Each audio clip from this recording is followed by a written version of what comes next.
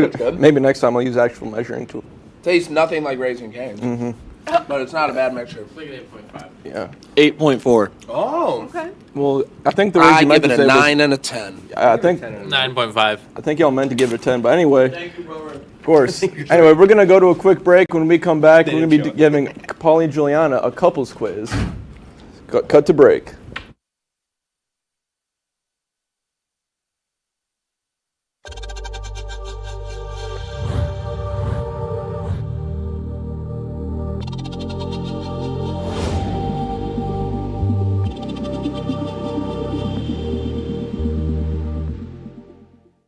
Say, President Stanley, whenever there's bad weather, who would you turn to? I'd turn to Storm Team 10. No, but you've got to say it like this. Storm Team 10. Say it with me. Storm Team 10.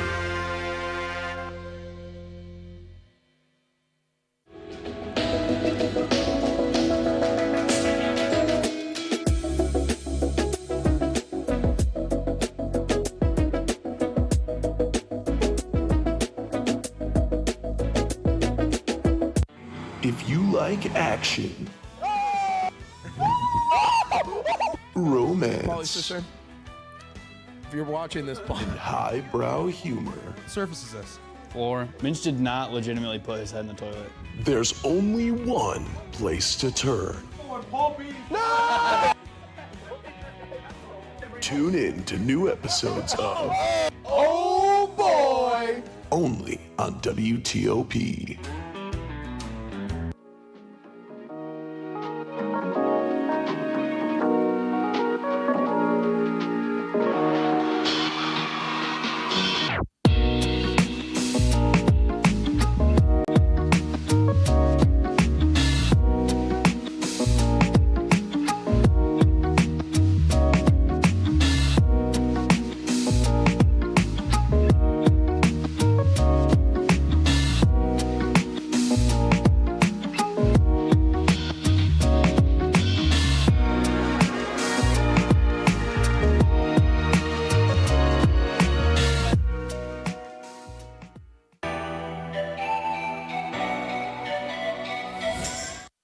Welcome back to Cooked. Now we're going to be taking a couples quiz. If you don't know what that is, figure it out. It's in the name.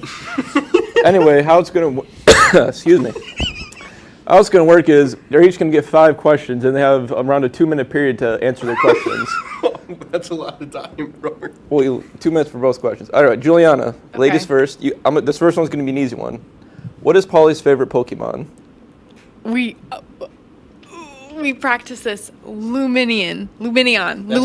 That's right. Okay. That's true. And Paulie, Yeah. did Juliana ever have a show on WTOP? She did. What was it called? It was Sports Talk, something like that. Sports Talk. Heck yeah. I thought it was also like question mark or something like Oh that. yeah. Anyway, you both it was get, in the commercial. you both get 1 point. Anyway, now we're going to start amping it up a bit. Juliana, Yes. is Paulie's room cold? Yes. That's correct. Paulie, you get a bit of a two-parter right here. Okay. So Juliana's Italian, right? Yes. So I'm going to ask you this question in Italian. Li ami? See. Correct. Yeah. What was the question? Do you love her? Yes, I do. Juliana, same question. Li ami? Yes. Paulie, what was Juliana doing on May 7th, 2013? May 7th. It's near her birthday. I'd say probably just at her house, like fishing or something. She was in school because it was a Tuesday. What about after school hours? That wasn't in the question. Okay. So Paulie gets his first one wrong. Now this next one's a bit of a longer one. What is Paulie's favorite food? It is a pesto pasta, and the pasta is cheese filled, and there's tomatoes and basil and balsamic glaze in it, and his family friend's mom makes it all the time. Is there like a name for it? Tortellini salad. Tortellini salad. Yeah, I'd give that to her. Okay. Do you even know the answer? Well, no, I knew you would. I assumed you would just say yes to it. Well, you should know. You should monitor the answers. I am monitoring the answers. You just said it was right. Yeah, but did you have that as an answer? Yeah.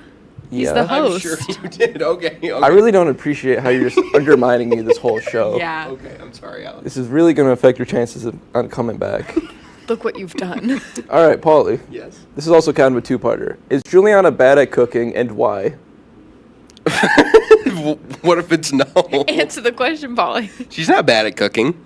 You had a goulash in her fridge for like a month that she made. Why didn't you eat that? Well, because I did it, but she didn't put like sauce in it. So no, she isn't good enough. It doesn't. And I offered to put sauce in it, and he said it was fine. You had to make the sauce on So- set right now. It's. We all forget stuff, don't we?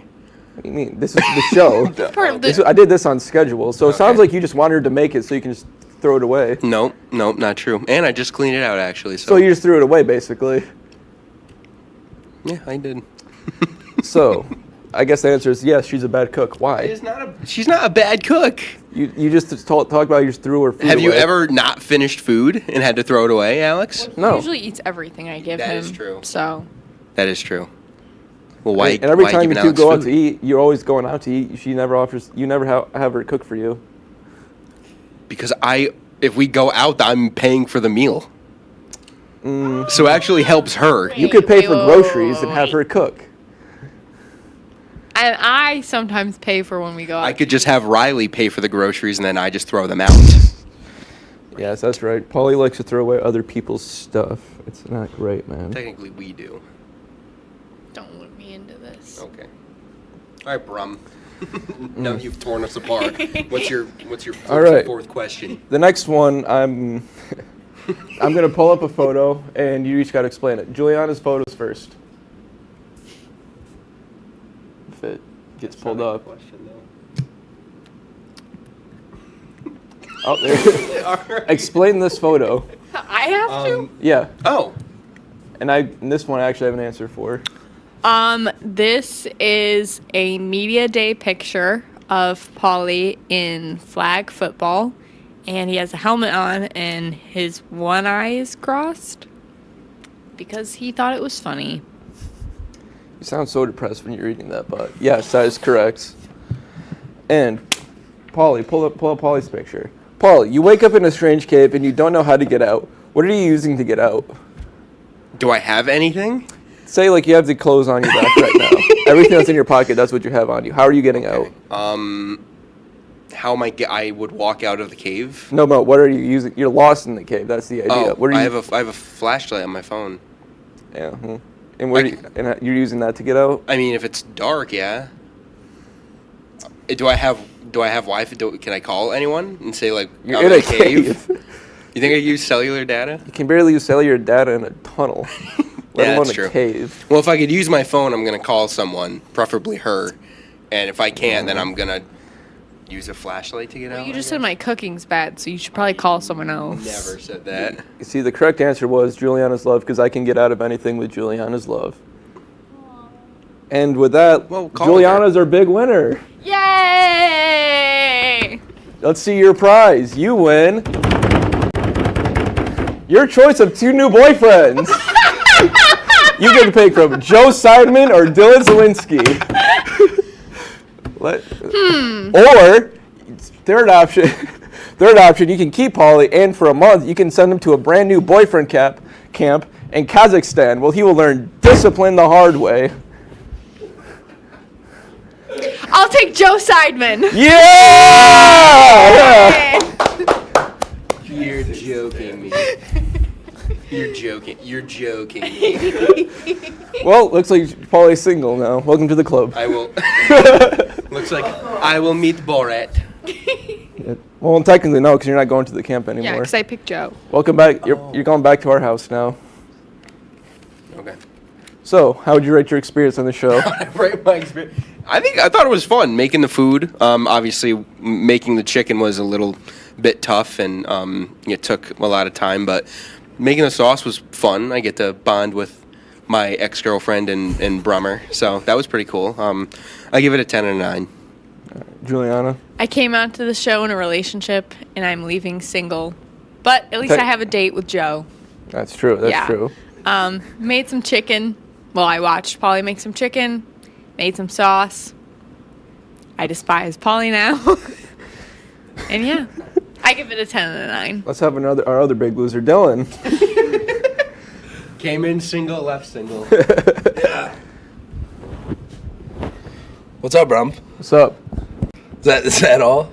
Oh, do I got squat? I'll get down Yeah, to you y'all's see, end. we're a little under, so Yeah, we'll we're have a to little make up bit. for it. A little bit. Were you going to prank us? I was going to, but then I saw the rest of the show, and I was just like, this is awesome. We kind of pranked ourselves. Yeah. No, can I just say I love this show, Brummer? Thank you. Like, that Thank you very was much. genuinely, I laughed a lot. Everyone in the back loved it. Mm-hmm. We like that camera 3 is like this low quality. And every single time we cut to it, Got the 3 and then 1. every single time we cut to it, you're just like staring. It's so dark and gloomy. I will say this was pretty good though. Yeah. Paul, do you want Juliana, I understand. I'd pick Joe too. Joe was supposed to be here, but he had news at NYO. What is news? Well, now that we're dating, I guess I can yell at him for that. Yeah, it's true. No, won't miss that. Mm-hmm. Can I not goof and gaff like a silly boy? I This mean, is why I picked Joe's side. Yeah. You're not going to be in a cave, buddy. You're going to be in a hole. say Paulie's in that hole, and now without Juliana's love, he's stuck in the cave. Who's that, Tamars? Planted in my own bed. Tamars, what do you think as OP director? What do you think You of want this to try show? the chicken? Is there any chicken left? Yeah. There's chicken, You pocket got the- chicken. Little I'm niblet. saying, anyone else wants a piece? Put your hand in my bag. I don't like the way you said that. All right. We're going to get a little ASMR.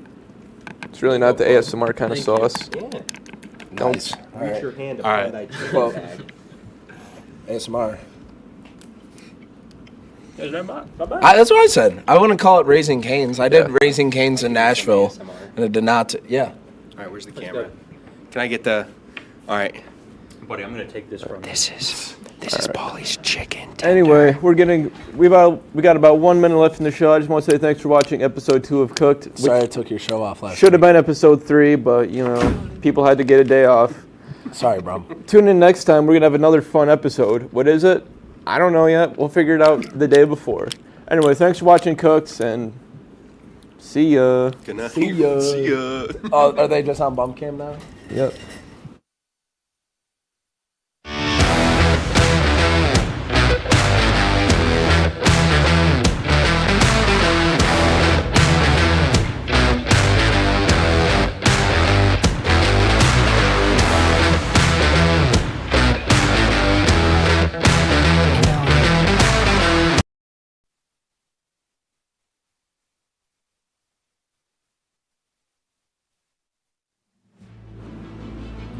Tonight on WTOP-10 Nightly News, the New York City Marathon brought home a missing man. Plus, the remains of an Oswego man were found after 13 years of mystery.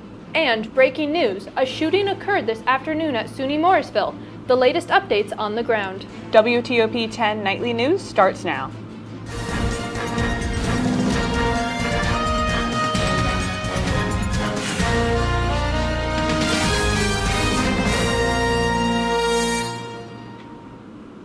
Good evening and thank you for joining us. I'm Eliza Hopkins. And I'm Hannah Katz. We have breaking news to report. One person is dead after the shooting at SUNY Morrisville. A campus alert was sent out this afternoon alerting the students that a shooting occurred in the South Hall. The victim was shot in the neck, according to the New York State Police. The victim was also identified as a 20-year-old man and not a SUNY Morrisville student. Police say that as of 5:54 p.m., there are no reports of any other victims and there are no indication of an ongoing threat to the campus. The shooter has been caught and the school remains on lockdown. Evening classes at SUNY Morrisville have also been canceled tonight. After 13 years of searching, police have announced the remains of John T. Humphrey have been found. The remains were found in New Haven back in September. Humphrey was a veteran from Oswego who went missing back in 2012. He was last seen walking down State Route 104 after leaving his apartment complex. Police are still investigating a cause of death and have not reported any signs of foul play. Are you interested in studying abroad? Education Abroad Program Coordinator Lizette Alvarado will be hosting walk-in hours. Alvarado is hoping to answer all questions and guide students through the study abroad process. Students can find her in Sheldon Hall, room 100, every Tuesday from 11 a.m. to 1 p.m. and Thursday from 12 to 2 p.m. Appointments are encouraged through the You Can Book Me site. Those who are not available during her hours can reach her through email lizettealvarado@oswego.edu. If you're looking for a hilarious way to spend your evening, we've got you covered. WTOP-10 reporter Alexis Jimenez has more on Oswego's improv comedy group. Take us away, Alexis. Thanks, Hannah. Oswego's own improv comedy group invited me down this Friday to spend a hilarious evening filled with quick-witted jokes by some of Oswego's funniest students. And the Marano Campus Center is where one of SUNY Oswego's most funniest clubs resides. On Halloween night, Oswego's own improv held their weekly show, dressed head to toe in their Halloween costumes. SUNY Oswego's own improv comedy troupe is a student-run community group dedicated to quick thinking, creativity, and laughter. The club gives students a chance to perform live, unscripted comedy based on the audience suggestions. I sat down with club president Jacob Wheeler to learn more about what goes on behind the scenes, from rehearsals to live shows. We're a comedy club on campus. We do weekly shows.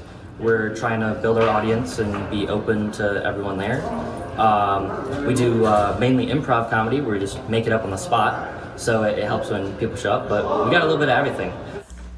The Oswego's own improv president also spoke to me on some of the important relationships that he's built here during his time at the club. Oh, I mean, most of my close friendships, I joined as a freshman, all come from this club. It even extends out of this club. I've gotten help for homework or like mental issues just from people in the club. And you really develop close relationships with people pretty quickly because you're making those jokes with people, and that takes a certain level of communication that helps build friendships. Everyone gets to just be themselves around a group of people that are accepting for them, and I like that. When you get to know some of the members, it really starts to feel like a family. Everyone's there to support, or even if you're just coming to the shows, we have some good laughs. So if you're free Friday nights at 8 or next semesters, come on down. Well, they sure put a laugh on my face. Oswego's own improv is set to host their next show this Friday, the 7th, at 8 p.m. in MCC 132. That's all for me. Now let's get back to the desk. Thank you, Alexis. Hannah, the weather on Halloween was such a trick. Do you think the rest of this week will be a treat? I sure hope so. Aurora, will we get a trick or a treat for the rest of the week? Halloween was definitely a trick. My hair was flying everywhere, my costume was getting a little mixed up, but I still had a bunch of fun. This week, unfortunately, it might be another trick. We're going back to back here. We're gonna have continuing showers, and I'm gonna tell you how you can prepare for the future wind chill that we're gonna have this week, as it's going to be very breezy and very cold, and possible snow already. November just started, and I guess the Christmas season might be starting soon, because I know some of you love that snow and love the Christmas season, but winter is definitely upon us. However, I'll have more in my full forecast coming up. Back to you guys at the desk. Thank you, Aurora. Early voting has officially ended in New York City as tomorrow's landmark mayoral election looms. The city recorded almost 750,000 early vote check-ins. This is the highest number ever recorded in a non-presidential election. The race between Zoran Mamdani, Andrew Cuomo, and Curtis Sliwa has drawn national attention, with some polls showing Cuomo closing in on Mamdani's lead.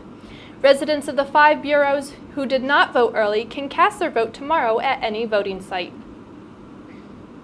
A body has been discovered in the Catskill Creek on Sunday morning. Bystanders called officers to the creek at 11:29 a.m., and the details of how or why he entered the creek is unknown. The unidentified body is still under forensic identification. Additional information will be released when available. A missing Long Island man has just been found thanks to the New York City Marathon. The 55-year-old man, Jack Capioni, who has a severe intellectual disability, disappeared on Halloween. The family was frantic to find Jack, putting out flyers, and 2 days later he was found among the marathon crowd. His sister Giselle said if it wasn't for the community, I don't know if Jack would be here right now. This year, the New York City Marathon came down to the milliseconds. 2 runners from Kenya were neck and neck at the finish line. Benson Kiprotu barely edged out fellow countryman Alexander Matiso. He beat him by less than a second, with both of them finishing with a time of 2 hours and 8 minutes and 9 seconds. On the women's side, Helen Obiri from Kenya won and made history in the process. She set a course record with a time of 219 minutes and 51 seconds. This year, the top 3 finishers for both the men and women were all from Kenya. Still ahead tonight, 2 men charged in alleged foil terror plot on Halloween, what the FBI discovered. Plus, updates on the latest developments related to the government shutdown. Stay tuned to WTOP-10 Nightly News.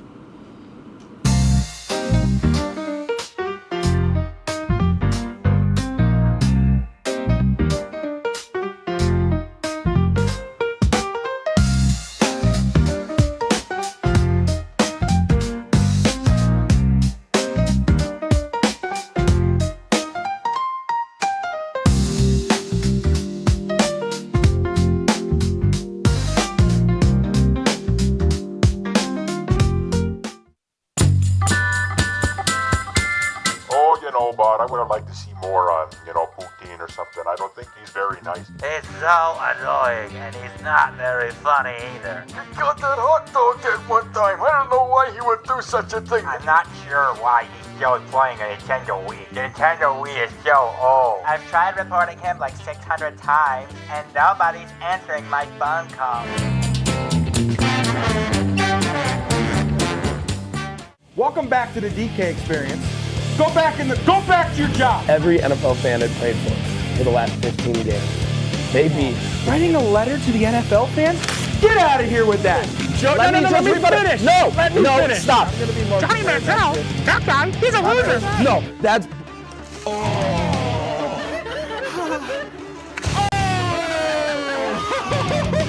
Watch the DK experience.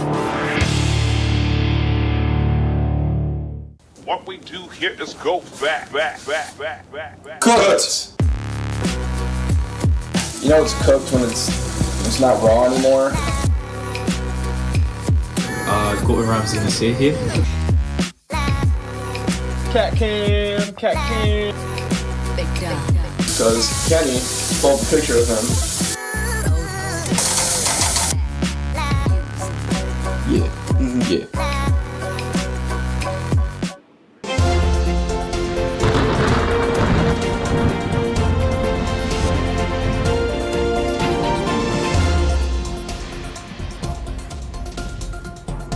Welcome back to WTOP-10. I'm your Storm Team 10 meteorologist, Aurora Fitzgerald. Taking a look at our current conditions in Oswego, currently 48 degrees. Pressure is a little bit high. Winds southwest at 15, gusting up to 25 miles per hour. And believe it or not, I saw some lightning out there before. Now, I don't really know how to explain it as of now because I did see that very last minute while I was making my graphics. And the real feel is actually 45 because of the wind chill. From Halloween, we've been seeing an extremely windy conditions. So as we can see right now, Tuesday at midnight, 41 miles per hour for the wind. It is getting very, very breezy. And since you see that we are right on the lake, you can see the purple lines. That is because most of the wind we are getting is from the lake. That differentiation in temperatures between the warm lake and the cold land, that's what's really giving us those extremely strong winds. Now, we see it start to die down 10 miles per hour by 5 a.m. on Wednesday, and then unfortunately they start to kick back up again as we go through the showers that I will be getting into later. 44 miles per hour. That is really windy, and it kind of reminded me of how the weather was on Halloween. My hair was flying everywhere. It's not very wise to bring an umbrella. That could very well cause injuries or break, and you're going to have to get a new one, so I suggest jackets. And then 25 miles per hour Wednesday at 9 p.m. Now, wind chill. A lot of you may feel very, very cold, especially when it's windy out. But why does that happen in the first place? Our bodies lose heat through convection, and after that creates this sort of aura, this layer of heat that we have surrounding our bodies. When there's no wind, let's say, for example, it's 20 degrees. If there's no wind, it'll feel like 20 degrees because you don't have anything disturbing that layer around you. Now, however, if it's still 20 degrees, but then we bring in 20-mile-per-hour winds, for example, that little blanket of heat over you is going to be immediately pushed away, and it's going to feel even colder. It's unfortunately going to cause heat loss, making it feel a lot colder than it already is. So if it's 20 degrees out, it might feel like 4 degrees. That's what we say when we say real feel. And now, lake effect. I know this is on a lot of your minds. Our radar is located on the Tug Hill Plateau, and unfortunately, lake effect snow forms low, only about 1,000 feet above the lake. So we are not always going to predict that because it is just not detected very much. And taking a look at our extended forecast, unfortunately, we're looking at a lot of rain. And there's that mixed precipitation I was talking about before on Sunday and Monday. Temperatures are staying steady, but winter is upon us. Be prepared for more rain. Back to you guys at the desk. Thank you, Aurora. Major developments have been released from the Michigan Halloween terror plot. 2 men are now facing federal charges after the FBI discovered over 1,600 rounds of ammunition, multiple firearms, and tactical vests in their homes and storage units. 5 people have been arrested, but in total only 2, Mohamed Ali and Majed Mahmoud, have been charged and are being charged with receiving and transferring firearms. These 2 men were due to appear in court just this afternoon. The Trump administration is reallocating $450 million in tariff revenue to keep a key food assistance program open into November. The Women, Infants, and Children program covers about 7 million people nationwide, and the funding boost is expected to last 3 weeks. The program got a $300 million funding boost last month and helps families buy infant formula and other essentials for newborns. SNAP benefits also got a boost today from the administration, although experts say it won't be enough for many who depend on the program. Karen Kafa has more on the latest developments with the ongoing shutdown. As the U.S. government shutdown approaches record length, SNAP benefit recipients, I don't know how much longer I can last, and government workers remain in limbo. By not having our paychecks, we have a 2-year-old, and so it really has impacted our ability to just ensure that we're covering all of our bills. Facing a Monday deadline from a federal judge in Rhode Island, the Trump administration said it would fund half of November SNAP benefits using contingency funds. Treasury Secretary Scott Bessent said Sunday full benefits can be restored if Democrats drop demands for an extension of federal health care subsidies and vote to pass the GOP funding bill to end the shutdown. Democrats are in the middle of a civil war, and they should just open the government. That is the easiest way to do this. Some Democrats argue President Donald Trump should do more to break the stalemate. Cutting down the East Wing to build a ballroom, he should be at the table negotiating with Democrats to reopen the government. Trump, in an interview with CBS's 60 Minutes, again encouraged Senate Republicans to ditch the chamber's 60-vote rule to force an end to the shutdown, an idea GOP leadership has rejected. The Republicans have to get tougher. If we end the filibuster, we can do exactly what we want. We're not going to lose power. Meanwhile, Monday saw more delays in lines at the nation's airports. Transportation Secretary Sean Duffy said some air traffic controllers have called in sick in protest of having to work without pay, while others are taking time off to work other jobs until government paychecks restart. In Washington, I'm Karen Kafa. With no end in sight, this shutdown will almost certainly become the longest in American history this Wednesday. This past weekend saw the worst numbers for air traffic control staffing since the government shutdown began last month. There were 98 total staffing trigger alerts at FAA facilities between Friday and Sunday. These alerts force alterations in airspace operations, which can include rerouting planes and delaying flights. Air traffic controllers are not getting paid during the shutdown, but are forced to come into work. 2 eastern states are electing new governors on Election Day tomorrow, Virginia and New Jersey. In Virginia, the state will elect its first female governor, with Democrat Abigail Spanberger running against Winsome Earl Sears. The winner will replace current Republican Governor Glenn Youngkin, and polls show Spanberger with around a 9-point lead. In New Jersey, Democrat Mikey Sherrill holds a slimmer lead with about 3 points on Republican Jack Ciattarelli. The winner will replace Democrat Phil Murphy. When WTOP-10 Nightly News continues, protests in Mexico, find out why. And a major disaster in Afghanistan, what caused the damage?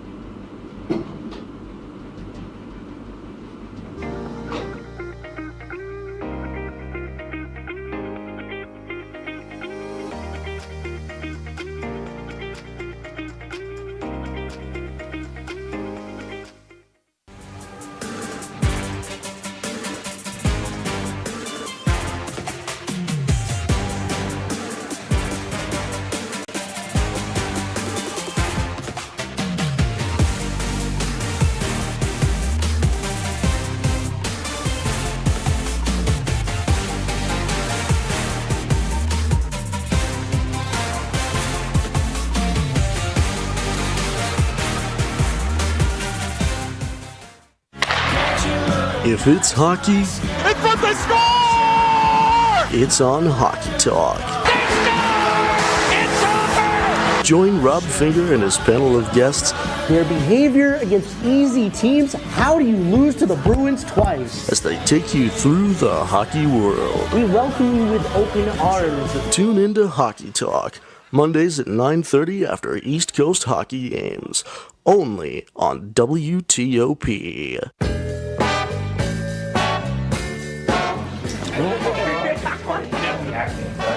Oh boy!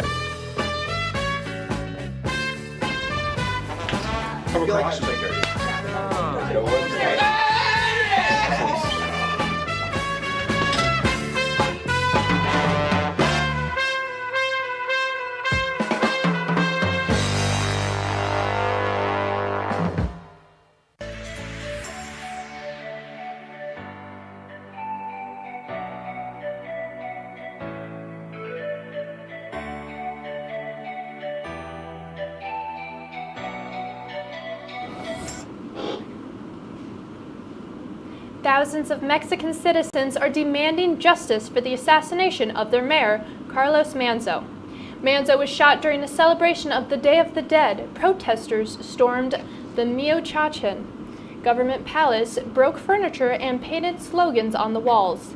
They were demanding action against the political violence in the state. Manzo is now the 7th mayor killed since Alfredo Ramirez Bedoya took office as governor in 2021. 20 people are dead and over 600 injured after an earthquake hit Afghanistan. At 1 a.m., the 6.3 magnitude quake struck southeast of the Afghan Kulam. The earthquake also damaged the historic Blue Mosque and has destroyed hundreds of houses. This is the third major quake strike Afghanistan in the last 3 years. In October 2023 and August of 2025, earthquakes killed a combined over 6,000 people in Afghanistan. A medieval tower has collapsed in Rome, trapping a worker and injuring another. The Torre di Conti was being renovated when part of it suddenly went down. Responders rushed to the tower, where several people were saved. As the rescue happened, more of the tower fell, making the saves even harder for officials. The tower has been closed to the public for several years and has been standing since the 13th century. Hurricane Melissa hit the Caribbean just a few days ago. Ivan Rodriguez has more on Melissa a few days later.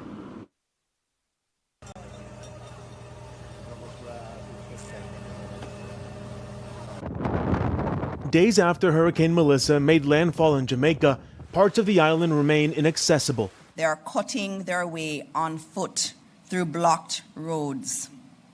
By foot. This is not easy. Emergency officials are picking up the pieces and clearing roads to reach isolated communities in need of relief. Torrential downpours and forceful winds unleash widespread destruction across the Caribbean, damaging homes, causing severe flooding and widespread power outages, and forcing the evacuation of hundreds of thousands. I've never seen anything like this in my life. It was devastating. It was, and the wind and the rain. It was unprecedented. In Haiti, Melissa did not make a direct landfall, but was still deadly and caused flooding. In Cuba, roads are also covered in mud and trees, leaving many communities isolated from help. Cuba is already receiving some aid from partners such as China and Venezuela, as well as the United Nations. But Jamaica took the heaviest battering. Melissa made landfall there as a Category 5 storm, with estimated maximum sustained winds of 185 miles per hour. I think the entire Jamaica is really broken. We're working to get to those who need as much assistance as possible. U.S. Secretary of State Marco Rubio activated the Regional Disaster Assistance Response Team on October 29th. In Atlanta, I'm Ivan Rodriguez. Melissa's death toll is over 60 as Jamaica continues to clean up the remaining damage. Halloween weekend brought tricks, treats, and some thrilling hockey games. WTOP-10 sports reporter Nick Stetter has more on Oswego women's hockey team. Thank you, Eliza and Hannah. I got to speak with Lakers freshman forward Natalie Lonks before the weekend action. She told me what the Lakers had to do to bounce back from a loss to the Nazareth Golden Eagles. Lonks stated that we knew they were going to be hard to play against. They are a good squad, but we need to make sure we communicate and work as a team in each game. The Golden Eagles did well at breaking out of their zone. They also got fast breaks and were executing them as well. So we need to defend better, the counterattack, and especially looking at those zones. Coach tells us these exhibition games are for the 12 freshmen on the team to fit into this system and be able to just be players on the team rather than rookies. The goal is to be fast, aggressive, and to be one of the hardest teams to play against. Lonks and the Lakers would bring that mindset into 2 games against Castleton on Halloween and the Saturday after. Castleton came from Vermont for these back-to-back matchups against the Lakers, and they made their trip worthwhile. The Castleton Spartans played a strong game on Halloween night, shutting out the Lakers and piling on 3 goals to pick up the win. However, the Lakers left that loss in the past and bounced back on Saturday with a 3-2 win. Georgia Cunliffe would score the game winner with only 5 seconds left in the game after Castleton tied it late. The Lakers will play Utica twice next weekend, home on Friday and away on Saturday. Coming up after the break, Eddie McAlpine has more Lakers sports from this weekend and Sunday NFL recap right here on WTOP-10 Nightly News.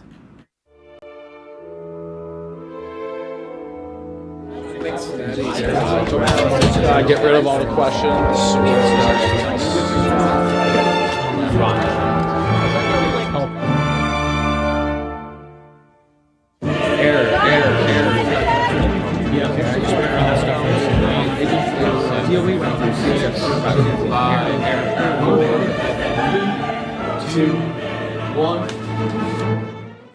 If only we had someone who could tell us what we should and shouldn't watch.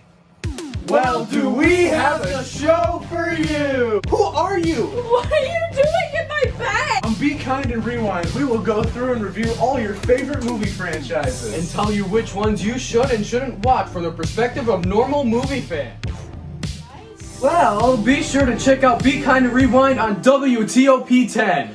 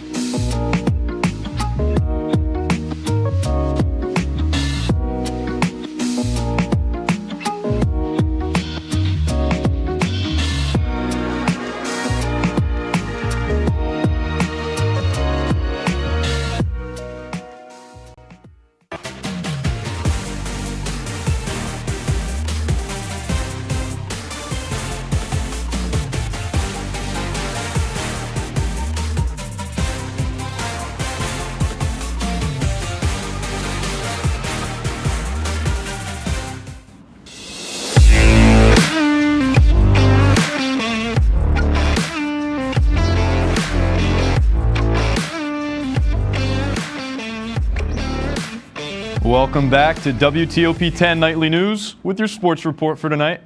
I'm Eddie McAlpine. Starting with soccer, the Oswego women's team took the pitch Saturday afternoon for the first round of the SUNY. The Lakers traveled to Fredonia to take on the Blue Devils and held their own, outshooting their opponent 22-16. However, despite the Oswego offensive push, it was scoreless through regulation. A 0-0 tie took the two teams to overtime. An additional 10 minutes wasn't enough. Another scoreless period led to double overtime, where the Blue Devils broke through. A game-winning goal in double overtime gives Fredonia the victory. The Lakers' 2025 season comes to an end. Now to women's volleyball. The Lakers skipping down to Saratoga Springs for the annual Skidmore Classic this weekend, looking to end the regular season strong. They faced two non-conference opponents out of the Liberty League on Saturday. They were swept by the Clarkson Golden Knights in Game 1 and later falling to the Skidmore Thoroughbreds in 4 sets. Despite the disappointing weekend, the Lakers ended the regular season with a 19-8 record, giving them the SUNY 2 seed and a first-round bye. Staying with Lakers sports, today Oswego announced the October Student Athletes of the Month. Earning recognition for their performances, volleyball standout Priscilla McReynolds and men's soccer forward Tajay Ellis. This month, McReynolds surpassed 500 career goals and 500 career digs, and Ellis was the leading scorer for the men's soccer team. Now to the NFL. The New York Giants faced the San Francisco 49ers yesterday afternoon. The Giants have been plagued with injuries, losing rookie running back Cam Scadaboo and Pro Bowl receiver Malik Neighbors for the season. Despite Jackson Dart putting up 3 total touchdowns, the Giants couldn't pull this one off. They dropped this one to the 49ers, a score 34-24. Next up for the Giants, they will take on the Chicago Bears this Sunday at 1 p.m. Another exciting Week 9 matchup for you, the Buffalo Bills hosting the Kansas City Chiefs yesterday, the 10th matchup between Josh Allen and Patrick Mahomes all time. Right before half, it's following a dominant start. The Bills lead 14-10. Allen throws a strike to veteran tight end Dawson Knox. 30-yard completion down the sideline. That catch setting the Bills up on the 1, leading to the tush push from Josh Allen. That score making him the quarterback with the most rushing touchdowns in NFL history and giving the Bills an 11-point lead. Now Mahomes will get the ball back with a chance to respond. Following the Bills score, he'll drop back and he'll launch one deep. Downfield, it's Hollywood Brown. A 40-yard completion sets the Chiefs up in the red zone. That one would lead to a 19-yard field goal from Harrison Butker, the consistent kicker. That comes right before the half. Bills lead this one 21-13. Now, heading into the half, Bills have the momentum, but coming out, can they stick with it? Late in the third quarter now, Allen will look left, and he'll drop back, reads the field, fires one across. It's Elijah Moore down. That'll get him inside the 10 with a chance to go up 2 touchdowns. It'll set up Josh Allen for his second rushing touchdown of the night, a dominant performance from the Bills quarterback. The Bills never looked back. They won a thrilling matchup with their AFC rival. The final score from Orchard Park was 28-21 Buffalo. Oreo has done it again, releasing 6 new Thanksgiving-themed flavors for the fall season. The flavors include turkey and stuffing, sweet potato, creamed corn, caramel apple pie, pumpkin pie, and cranberry sauce. The cookies come in a specialty box that includes 2 cookies of each flavor. The Thanksgiving cookies are only available to order through the Oreo website. That's a report for tonight. Be sure to stay tuned for the DK Experience. As always, thank you for watching. Have a great night, everyone.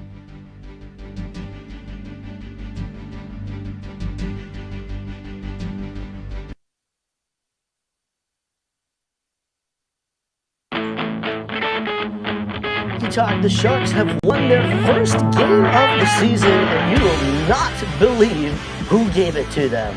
But before that, we were treated to a thriller of a game here at the Deb. What happened, and how did the game nearly fall out of the Lakers' hands?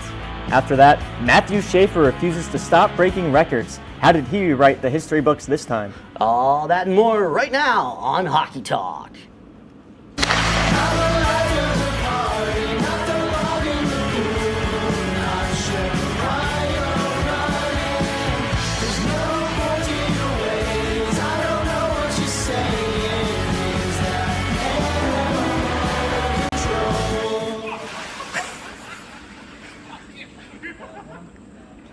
Welcome back to Hockey Talk, the show made by hockey fans for hockey fans. My name is Rob Finger, alongside my co-hosts Chris DeLuca, Eric Palmieri, and Evan Sholmes, and we're here to talk hockey. Now, the Oswego Lakers women's hockey team just kicked off their regular season in about the most dramatic way they could have. This past weekend, the Castleton Spartans came down from Vermont to take on the Lakers at the Deb on Halloween night and Day of the Dead. And it was that latter game that had us all thrown for a loop. We'll show you why, because we have all the highlights right here for your enjoyment. So let's take a look.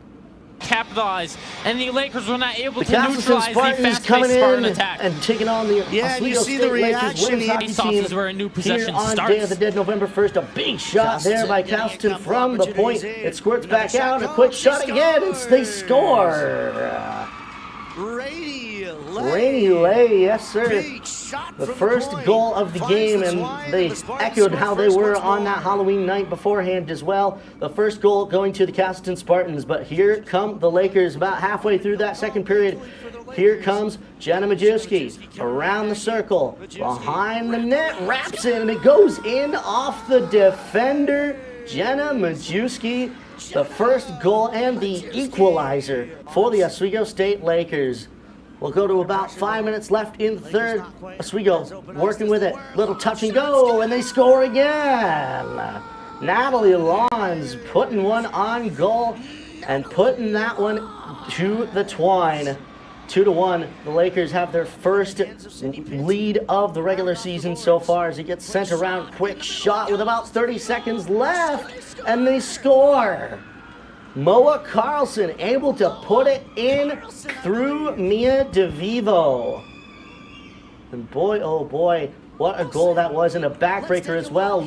Take a look at the replay. Yeah, Moa Carlson just poking it in right on Mia DeVivo. She thought she had it covered, but here we go with 15 seconds to go. Up to Shay Seal. Quick shot, it goes wide, gets right back towards the front. They score with 5 seconds left to go. Georgia Conliffe puts the Lakers back up on top with 5 seconds to go. Look at this one, just the Hail Mary shot. You put it on net, and it might just go in, and that is where the game would finish. 3-2 in favor of the Oswego State Lakers, and a thriller that was on this past weekend. What a game that was. Just you can hear me on the call as well. Yeah, I think that was the highest I've heard your voice actually go, like, ever. Like, I think so, because I haven't had the chance or had the opportunity to, like, go nuts about a game like that in that was probably a couple of years now. So, yeah, absolutely. I wasn't able to be there for the game. I had some other stuff going on, but like I went back to look at the goals, and all I hear is just a Yeah, I did go a little bit Mickey Mouse. Warranted, though. Very warranted. But it is. Dude, I thought I was in Mickey Mouse Clubhouse. I swear. Wow. But still, I mean, we do have to talk about that, though. The resilience that the Lakers women's hockey team showed to keep in that game and to say, even with 30 seconds left, hey, it's not over. We can still score. And they did on, yes, a little bit of a Hail Mary play, but nonetheless, they were able to put it behind, I believe it was Gianna McCusker was the name of the goaltender there. They hadn't solved her, hadn't put a goal behind her in 4 periods. Shutout the night before. First period was also 0 goals. It took them literally a game and a half to solve Gianna McCusker. So hats off as well to McCusker in that game. Yeah, and it's also not like the Oswego State Lakers didn't play well. I mean, that game in itself, they had 46 shots compared to Castleton's 16 in that game where they won 3-2. So it's not this, like, Oswego they put the pressure on very well, and they were able to find the back of the net. One thing I think it does show, though, and just a little bit of an issue for Oswego, is now with these exhibition games and the first 2 games of the regular season, we've seen them be shut out in 2 of these 4 games while outshooting their opponents in these 4 games. And so while the percentage of shots that they're getting up is good, I think they need to find a little bit more quality of shots to get this offense really rolling. Yeah, absolutely, absolutely. Well, the Lakers aren't the only team that gave us a fright in the last 2 weeks. In fact, the claim that we made in the last episode is no longer valid. We'll see who proved us wrong when we return on Hockey Talk.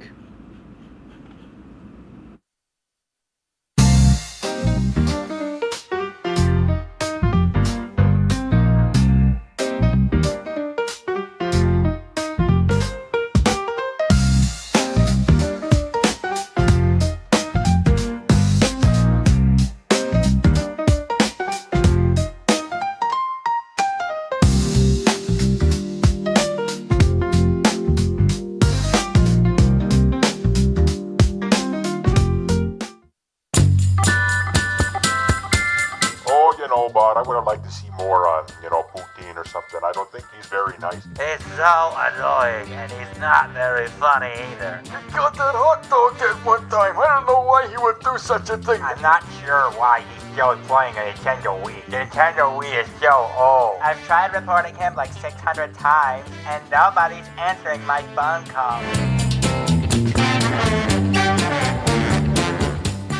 Welcome back to the DK experience. Go back to your job. Every NFL fan had played for the last 15 games. They beat. Writing a letter to the NFL fans? Get out of here with that. Let me finish. No, Let me finish. Stop. Johnny Manziel, that guy, he's a loser. No, that's.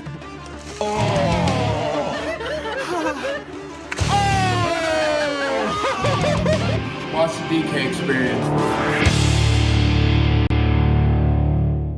What we do here is go back. Cooked. You know it's cooked when it's not raw anymore. Gordon Ramsay gonna sit here. Cat cam. Because Kenny pulled a picture of him.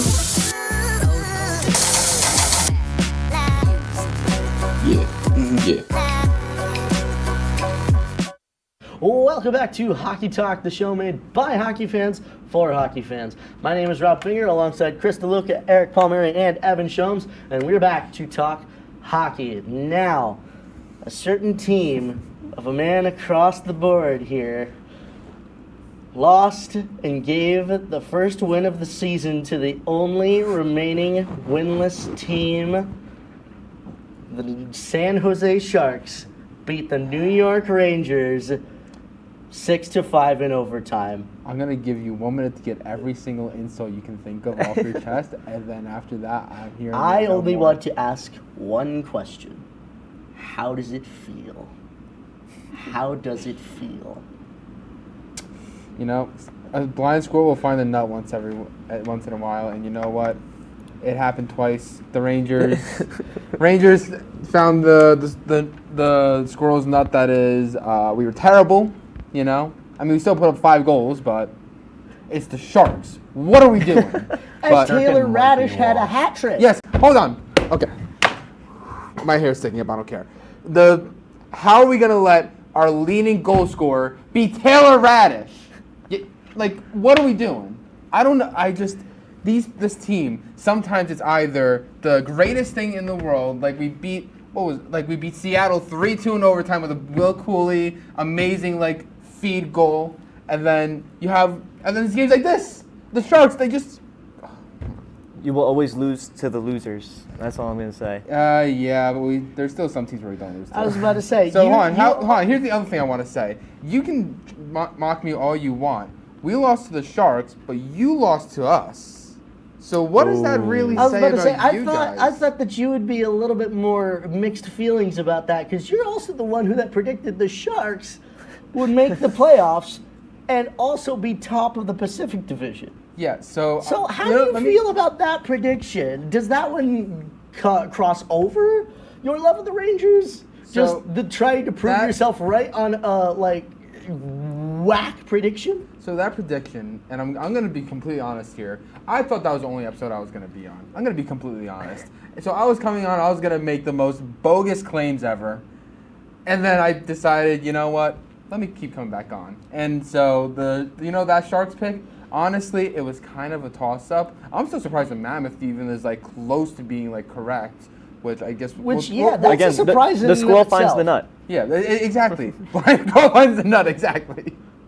But yeah, Rangers, get it together. You're on a 3-game winning streak, but get it together, man. Pick if you want to be good or bad. Yeah, you said that the drama was gone. It clearly has not left. Welcome to the soapbox, the soap opera that is the New York Rangers. Anyways, now let's head on a little bit upstate here as the Battle of the Golden Horseshoe, Toronto versus the Buffalo Sabres, had its latest editions.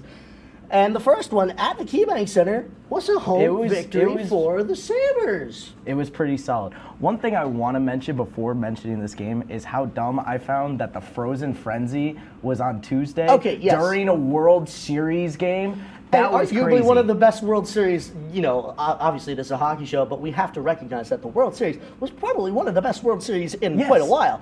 So why would you put the Frozen Frenzy that you have marketed all this thing about on the day that one of the most popular World Series has one of their games?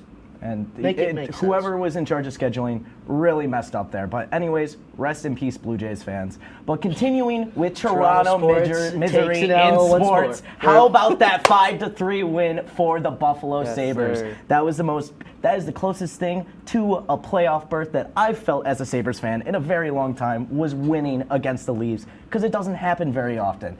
In fact, you want to know a sad fun fact is Matthias Samuelsson's goal in the first period against Anthony Starlos was the first goal they had put on him in 4 games. Wow. 4 games. Oh. And then continuing with Matthias Samuelsson, he's just been so good this season. He's been a guy that has really had the injury bug come around. But he was able to net 2 goals in this game, showing why we gave him that 7-year, $30 million deal. So that was a really good thing to see. Alex Lyon continued his stellar performances, able to shut down Nylander and Austin Matthews in that offense, although they were able to pick up a goal each. But overall, 3 of the 4 points go to the Sabres in a doubleheader. That is such a win in my eyes. So yeah, especially when you're playing a team like complain. the Toronto Maple Leafs. And keep in mind, the game after, the Leafs needed overtime to beat the Sabres. Exactly, that's what I mean. So how are you gonna let the Sabres go to overtime? They're good. They're above 500 in November. This is the best hockey I've watched in a very long time. It's exciting. Wow. Exactly. Wait, no East team is below 500. Jeez. Yeah, it's a little bit of fun. I'm surprised at that just looking at the Metro Division, because I'm not gonna lie, the Metro Division is a little rough. Yeah. It's just them beating each other. Yeah, It's that's pretty much nothing it. crazy. Oh, one thing I want to say, I know we talked about the Blue Jays. I mean, it's death, taxes, Toronto misery. Yeah. Yeah, I saw a thing. Every time. I saw a thing that said, the Blue Jays were up 4-2 in the top of the 8th, and then the whole 4-2 versus the Bruins in halfway through the 3rd. That is poetic. It writes itself. Toronto sports fans have one. Anyways, let's move on now to you, Evan Sholmes, as I was proven wrong. The Yzer plan is not working anymore because the New York Islanders beat the Detroit Red Wings 7-2. 7-2, and 2 of those goals in the first, 3 in the second, and 2 more in the third. So honestly, the first episode, I was horrified at our backup goalie situation in Riddick, but he's been looking insanely good, honestly. Give it a couple games. He looked. I have given it a couple of games. The thing is, I have given it a couple of games, and every game he's played, he's looked almost. I mean, maybe it's the defense, but he's looked better than Sorokin in some of these games. And not only him, but we had 12 players with at least 1 point that game. Most of them being above points. We had. I'm going to list out everyone that got a point that game from the Islanders: Tony DeAngelo, Emil Heineman, J.G. Pajot, Kyle Palmieri, Matthew Barzal, Simon Holmstrom, Bo Horvat, Anders Lee, Jonathan Drouin, Casey Cizikas, Ryan Pollock, and Scott Mayfield, all with at least a point that game. Why did you start off with Tony DeAngelo? Who likes he scored that guy? He scored the first Who goal likes of the game. Tony DeAngelo? He scored the first goal of the game, and he had an assist.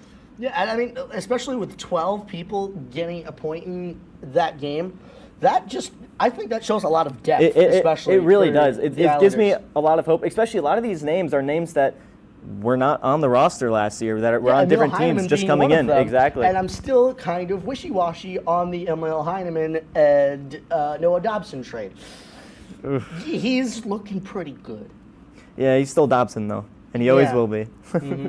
Fair enough. But let's move on here to my game that I was... Listen, I was watching this Saturday night. Okay, let me fill you in as our 2 co-hosts on the other side go for a little bit of a nap. Yeah, Chris DeLuca, you can have your time there, buddy. But like I said, the Canadiens beat the Ottawa Senators 4-3 in overtime, and let me just say, the Canadiens have turned into overtime merchants, and I don't know whether to like it or not, because let's face it, I shouldn't like it. You're correct, Chris. I love Cole Caulfield. I love the fact that he now has the most overtime goals in franchise history, which is wild. But we should not be having overtime for 90% of these games. So what's with it? But like I said, there was a little bit of lore to this game as well, because in the preseason as well, number 93, Ivan Demidov, got slashed by a certain Nick Cousins. So the Canadians had a little bit of a target on Nick Cousins, and let's play the clip here, because one of the guys cashed in. Yeah, Jaden Struble. Look at this. 1, 2. Oh, Out. Oh my God. Out. There have been some good fights this season. I can't even lie. Just around the league. Yes, and I'm glad that, well, Jaden Struble was the one to cash something in, because he's a decent fighter as well. I would have liked it if the man on my back had cashed it in, but nonetheless, Jaden Struble just knocks out Nick Cousins in 2 punches, 1 to lighten him up, and 2 to just send him down. I loved that. That was just amazing in my eyes. I hope that, like I said, it was number 72, Arbor Jekai, to do that, because he's really our fighter. He's called the Sheriff for a reason. I thought his name was But nonetheless, I mean, yes, he has 2 nicknames. He's the Sheriff, and his brother, actually, Florian Jekai, who is currently with the Laval Rocket, is the deputy. So, yep, we have a sheriff and a deputy in town in Montreal. But they weren't the ones to cash it in. It was Jaden Struble, which I find kind of weird, because he's very much more of a depth player. But nonetheless, the Canadiens were able to pull it out in overtime. And, yeah, it was Alex Newhook scoring that one. So Cole Caulfield got a little bit of more relaxing overtime this time, and it was Alex Newhook that gave the win to the Montreal Canadiens 4-3. Well, that's not all the hockey we've got, though, because a certain Matthew Schaefer continues to rewrite the history books, and a team that we have not seen in a while is now sitting atop the Pacific Division. We'll find out who it is when we return on Hockey Talk.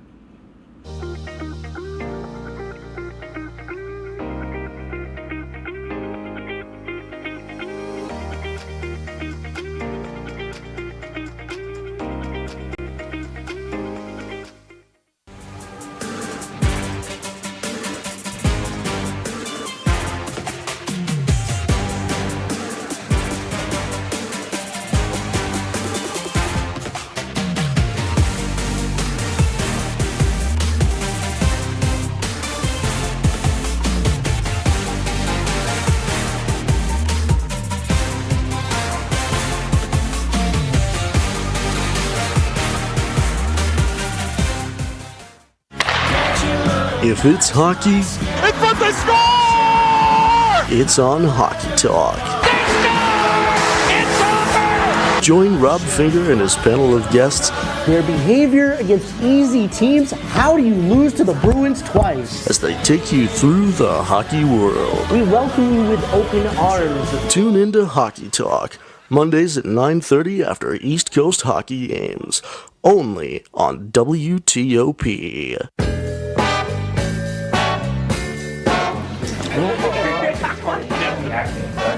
Oh boy!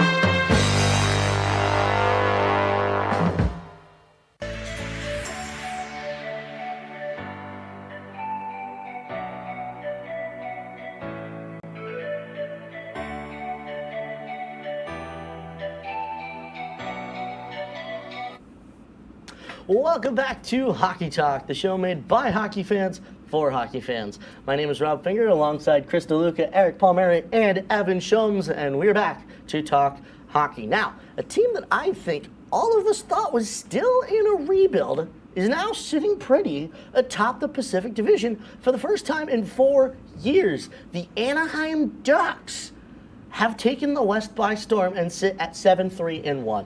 Where did this come from? I mean, listen, I'm just gonna say it. You put some Rangers on the Ducks and they start to win. Coincidence? I think not. You take some Rangers away from the Rangers and they start to lose? No, you continue to lose. Listen. Ducks are just New York West now. At this point. Listen. It used to be Tampa used to be New York South with McDonough and like all of those guys. Now we got New York West and Anaheim. But okay, so anyway, what? The Rangers are going on some like. They always win when they're not on here? the Rangers. Like it's. But maybe listen, that's more of a thing about your team as a whole. It is. More of a question about the Rangers themselves. We're on the agreement here. This is about the team as a whole, but this is not about the Rangers. That's the Ducks. And the Ducks, for some reason, are just like they're killing it. I mean, you see them. They got the style in between the pipes. They got. I know it's Rangers, but Kreider. They got Carlson. They got. And speaking of Lucas Dostal as well, the NHL actually just released their 3 stars of the month of October, and Lucas Dostal was the first star. Yeah, because he's one of the people that's like carrying them. I mean, it's like it's reminding me again, not to relate things to the Rangers, but it's giving me shades of the 22 Rangers.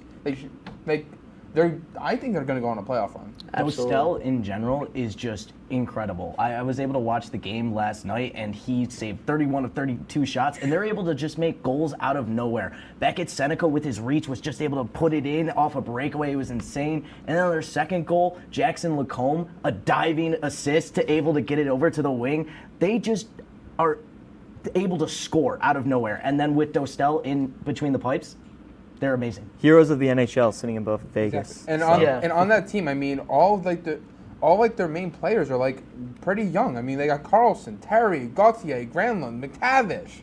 Like, this is going to be a team that's going to be dangerous in the coming years. Very much. Now, let's move on to our next story as Long Island's darling boy, Matthew Schaefer, is now the youngest defenseman in NHL history to register a multi-goal game, scoring 2 goals against the Columbus Blue Jackets yesterday. How are we feeling about that on the island? Feeling good. That is my rookie of the month right there. So he scored 2 of the goals in yesterday's very fun game against Columbus, where they scored 2 goals in 29 seconds in the third period to seal the win. And mind you, this record was previously held by Hall of Famer Bobby Orr. To take a record from a Hall of Famer, I feel like that's not like an easy task. Schaefer is looking great, and honestly, all I got to say to that is, woohoo! Wow. But the thing is, on the subject of Matthew Schaefer, as a Habs fan, I am very, very worried because I thought, back-to-back Calder's, Lane Hudson, Ivan Demidov, we've got this in the bag. Now we don't. This is not over Schaefer. It's Jover. I will say, it's Jover, dude. Demidov's good, but Schaefer is Schaefer. Yes, he is. He's actually a worthy first overall pick for the first time in years. He missed half of his season last year and is coming into the NHL playing as basically a top player for the Islanders. It's honestly really impressive. I can't wait to see where he goes. All right. I mean, you can't help but you just gotta love Schaefer. Yeah. Absolutely. Now for our final story. Brad Marchand probably just showed that he has a heart bigger than any of us actually previously thought of, because he took actually a leave of absence from the Florida Panthers to go to his friend and former trainer, J.P. McCallum, in Nova Scotia after his friend's daughter unfortunately passed away from cancer. He helped behind the bench of McCallum's U18 hockey team, and Saturday night dedicated his first goal upon returning to the Panthers to McCallum's daughter. You just love to see it. And just like some quick thoughts. I mean, a big thought about I know this. we were talking about it before the show, but I mean, Marchand was known as like the dirtbag of the league for years. He was the rat. And then ever since he's come to Florida, it's just been a complete perspective change that we've seen. I mean, now he's just one of the most beloved players. I mean, you see on like the NHL social medias, he'll be like calling the lineups and like his team is just buzzing. And then like stories like this, fans just surround him now. It's great. I mean, listen, look what getting out Boston does to a guy. Yeah. Seriously. Boston sports just... As a Habs fan, I can concur. So, all right. anyways. Well, one more thing before we keep going. Oh, they're mad in the back. We're going over, I guess. But real quick, just announced within the last hour of the time of this recording, the Dallas Stars will be hosting the Stadium Series in Arlington, Texas, where the Dallas Cowboy plays in 2027. Very, It's very exciting. That's cool. very sweet. Well, we're almost at the end here, but before we say goodbye, we've got some games for you to watch for all of you at home, starting with Whiteout itself. The Oswego State Lakers will be hosting the Plattsburgh State Cardinals at the Deborah F. Stanley Arena for our annual Whiteout on Friday, November 14th at 7 p.m. Make sure to get in line early because if you want to attend, because this one is sure to be sold out. We'll have all the coverage for those of you that can't make it right here on WTOP. But before the big game, the Buffalo Sabres have a big matchup coming up tomorrow night as the Utah Mammoth make their way to KeyBank Center in a game that could tell you a lot about the Sabres if they're truly the real deal or if it's the same story over again at 7 p.m. tomorrow and will be presented on MSG Network. After that, the Utah Mammoth will make their way up to the Great White North and take on the Montreal Canadiens on Saturday. The Habs are currently top of the Atlantic Division with Utah sitting third in the Central Division. That game will take place at the Bell Center and be broadcast on either Sportsnet or TSN, accessed via ESPN Plus with puck drop at 7 p.m. Lastly, a big Metro Division matchup will be taking place that same Saturday as the Battle for New York has its latest battle at Madison Square Garden that night. The Rangers and the Islanders are both square in the middle of the Metro Division, but the Garden is sure to be packed. Nonetheless, MSG Networks will have all the coverage starting at 7 p.m. Absolutely, and you know what that means. We've got Islanders versus Rangers here. We've got ourselves a face-off. Now how this will work. The home team, being the Rangers, will be the last word as the away team gets first blood. So we'll start, and we'll get some 30 seconds on the clock here for the Islanders. Are you ready, Evan? I am ready. 30 seconds, go. All right, the Isles have been proving this for the whole season. When they want to win, they win. They proved it last night by scoring 2 goals in 20 seconds to seal a victory. And whilst we are away, it's hard to believe that our new guys are going to want to be embarrassed on their first Battle of New York. I think Matthew Schaefer's going to be awake. I think Heineman's going to be awake. I think all the guys will be on the board tomorrow, Saturday night, and I think the Rangers just don't got it. All right. Go. That's very cute and all, but you also got to remember we're talking about the New York Islanders here. I mean, these are the guys that have the overtime margins in previous years. Just because they got Schaefer, they think they're going to be good now? No, you're not beating the Rangers. I mean, we beat you guys how badly last year? 9-2? And now we think about this year. We got rid of Lindgren. We got Gavrikov. We got Cooley stepping up. Lafreniere's been stepping up. JT Miller. I mean, you got Panarin. 10 seconds. Sometimes. But, I mean, at the end of the day, you got what? Sorokin or net? We got Shesterkin. Shesterkin's washed. Yeah, so is your guy, buddy. So is your guy.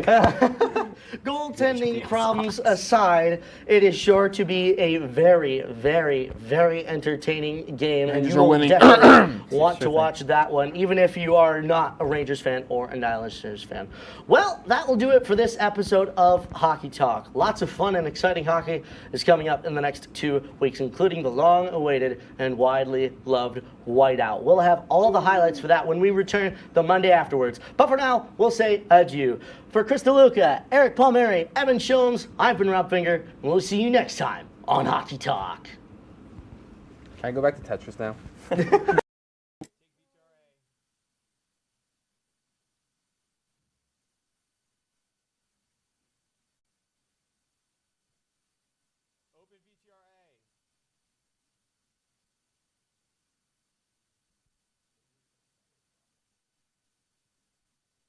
We need a place to stay. It's almost sundown. Nightfall is telling coming. me It's gonna be dark to and just cold. drive you places. I got you these clothes. And we greatly appreciate it. Got you food. We greatly appreciate that too. McDonald's was delicious. Where are we going? I didn't like that person stepping on my foot though. Yeah, his poor But foot. where are we going? But where are we gonna stay? I don't know. Where do you guys want to be dropped off? Where can Anywhere. we stay? Where can Anywhere? we stay? I don't know where you Anywhere. could stay. Where can we stay? We need a place to live. A place to live. Place to live. I mean, I could drop you off at a hotel or something. Like I've been we driving have you no around. money. I've been driving you around for free all day. We have no money. We can't stay in a hotel. So you are very rude. You know that? Chris, don't talk to him that way. I'm being rude. I'm sorry. I had like an appointment to go to today. That's where I was going until you jumped in front of my car. Oh. And then you just boss me around and tell me to go places. But I'm not that self-confident. Oh. So I can't I can't say no. So I've been just driving around, You three British, buggers? Is that what you guys say? You don't even have seatbelts in your car. How dare you? And you guys, what are you going to want me to pay for a hotel for you too? I'll do it if it just gets you out of my hair. Is there any free place to stay? A free place to stay? For free, please? I'm not bringing you home to my apartment. This is... I gotta say, this has been fun. Fun for us too. Fun for you guys. It has been fun for me. So I'm sorry. What I want you guys to do, I'm gonna go in my house and I'm gonna get the 3 hours of sleep because Denny's is an hour away from here. And when I wake up, I want you guys out of my car. All right? Okay. All right. Can you just give us a second? I'm turning off the car. I'm locking the car. Can I see the car? Can you for a second? You think you're slick? Okay. All right. Where's he going? Where's he going? We're getting out of the car. I guess we're going. Oh no! He's locked us in. He's locked us. Oh my! What is going on? They're gonna fight. They're fighting! Oh my God! Someone stop them! Someone stop them! Oh my God! Oh my he's already gosh. been injured. He's fighting for the keys. Oh. Hey, maybe he'll take his keys and maybe we'll find a place to stay. We have a place to stay. We found a place to stay. Oh, lovely. Lovely jubbly. Let's get out of here, Christian Chaz. Let's go. Let's get out of here, Christian. Fast. Good luck at work. Christian, we gotta go. We gotta go, Christian. We gotta go. We gotta get out of here. Bye. Guys. Guys, did we just take his car? I think so. Are we criminals? No. Guys, I'm pretty sure that's what makes us criminals. Right, let's keep going. Let's go. All right, we gotta find a place to stay, guys. We're on the run now. I think I saw a place. I know just where to go. Okay.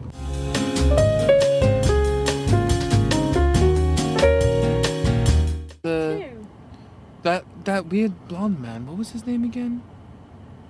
I don't know. Arthur? Octavius? Octavius. That was it, wasn't it? Octavius. No. Anthony. Oh, Anthony. That's what it was. Anthony. Yeah. But he said this place. Wherever this place is.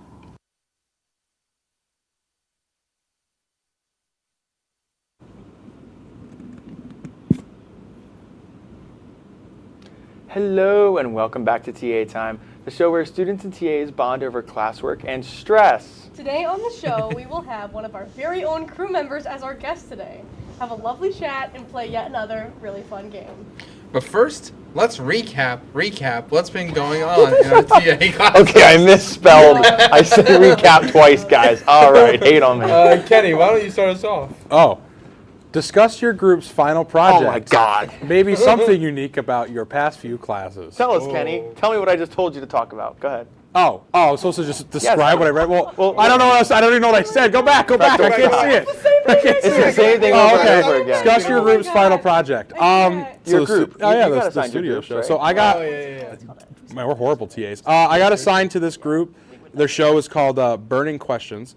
So it's basically kind of like a Hot Ones spinoff. So it's like a Hot Wing show, and That's crazy. well, I guess they have something similar. You're gonna find out. And in a minute, yeah, so I'm EPing for that show. I think it'll be a lot of fun. It's a cool concept. I think it's a good idea. Is there any really people you're excited to have in your group? Like any? Oh, I mean, Allie's the producer. I think she's been doing really well recently. So I'm excited. Yeah, Allie Perry. I'm excited to see how she does. Didn't we get our group? Yeah, we have our groups. We also, well, I mean, we don't have to talk about it. We don't have to. Yeah, we don't have to look right now. I mean, we don't. That's true. That's true. Right. That's true. But I'll just say the producer because that's the one thing that's known. Yeah. So I'll keep my mouth shut besides that. Chris, tell us about yours. So for our class, we're a group. We're Team Green. We're doing. Oh yeah, I'm gold. Sorry, I you're mentioned that. I'm doing. My group is doing AI or IRL. It's pretty much a show that is putting contestants up against each other, trying to predict or trying to guess what stuff is AI or what stuff is not AI. I really especially like that. especially because a lot of stuff recently is starting to get harder and harder, especially with stuff like Sora 2. I really like that's a really cool. I'm that's so really getting good. scammed when I get older, by the way. I'm getting so- scammed. I'm so getting scammed. Guys, I'm getting scammed now, nonetheless, Yeah, because I'm older. I already got scammed. Okay. Oh. That's not true. But okay. So, and hands the, in my pocket, ignore that. The producer for that one is Michael. I always forget his actual last name. I always know him as Fundy, because that's what Gilly calls him. Fundenberg, I think it is. Fundenberg, yeah, they just told me I it's also go by Fundenberg. Fundy. Fundenberg. More like fun guy. He is the producer Oh, like a for mushroom, that, I get it. And it's gonna be pretty cool.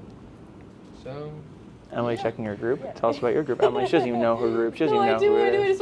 Bro's doom scrolling during our show. It's crazy. Looking at the AI videos. I'm looking at AI videos right now. My show, the show that I'm EPing is called Who Said It. So it's like, you guys are on Twitter, right? Where like people who like run X. Like X. Oh, Yeah. X. Get it right for the price. Pardon me.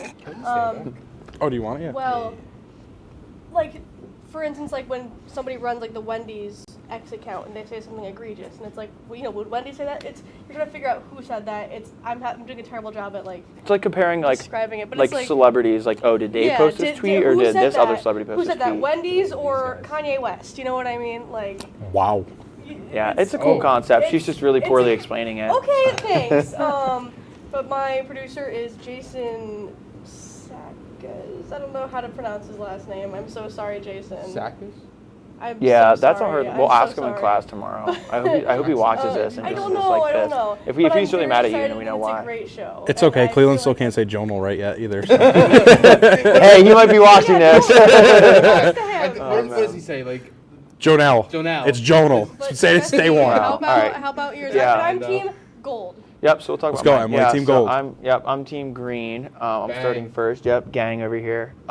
My producer is Mia Rizzi, GOAT. And it's called Wing It or Win It. Guess what, guys? It's also like Hot Ones. Hey! Yeah, it's pretty much, it's a pretty similar concept. I don't remember all the exact details, but it's basically like Hot Ones. It's like a game show, and if you get it wrong, you got to eat a wing kind of type Very deal. excited. I think, did we all just want to eat wings? Like. Yeah, was that I the know. premise? Real talk. I just want to eat. Low key. Yeah, that makes sense for you. Shocker. But anyways, Hey! I'm really excited to see how our student shows turn out. But coming up, we're going to have our guest of the episode, one of our own crew members from TA Time. So stay tuned.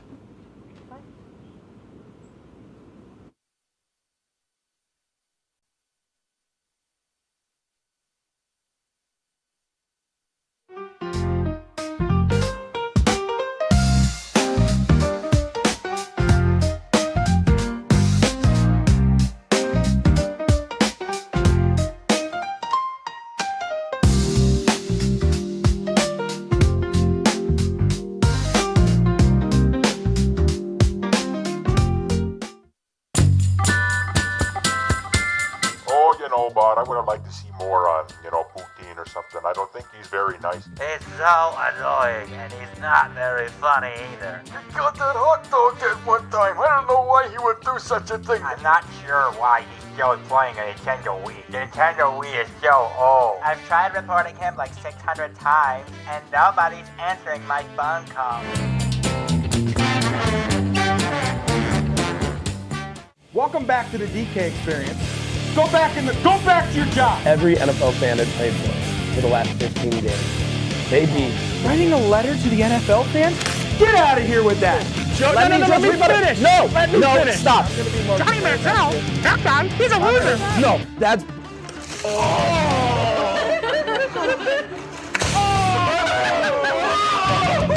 Watch the DK experience.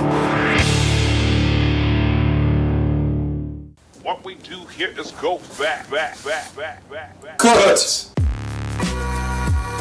You know it's cooked when it's not raw anymore? Gordon Ramsay and Nasir here. Cat cam.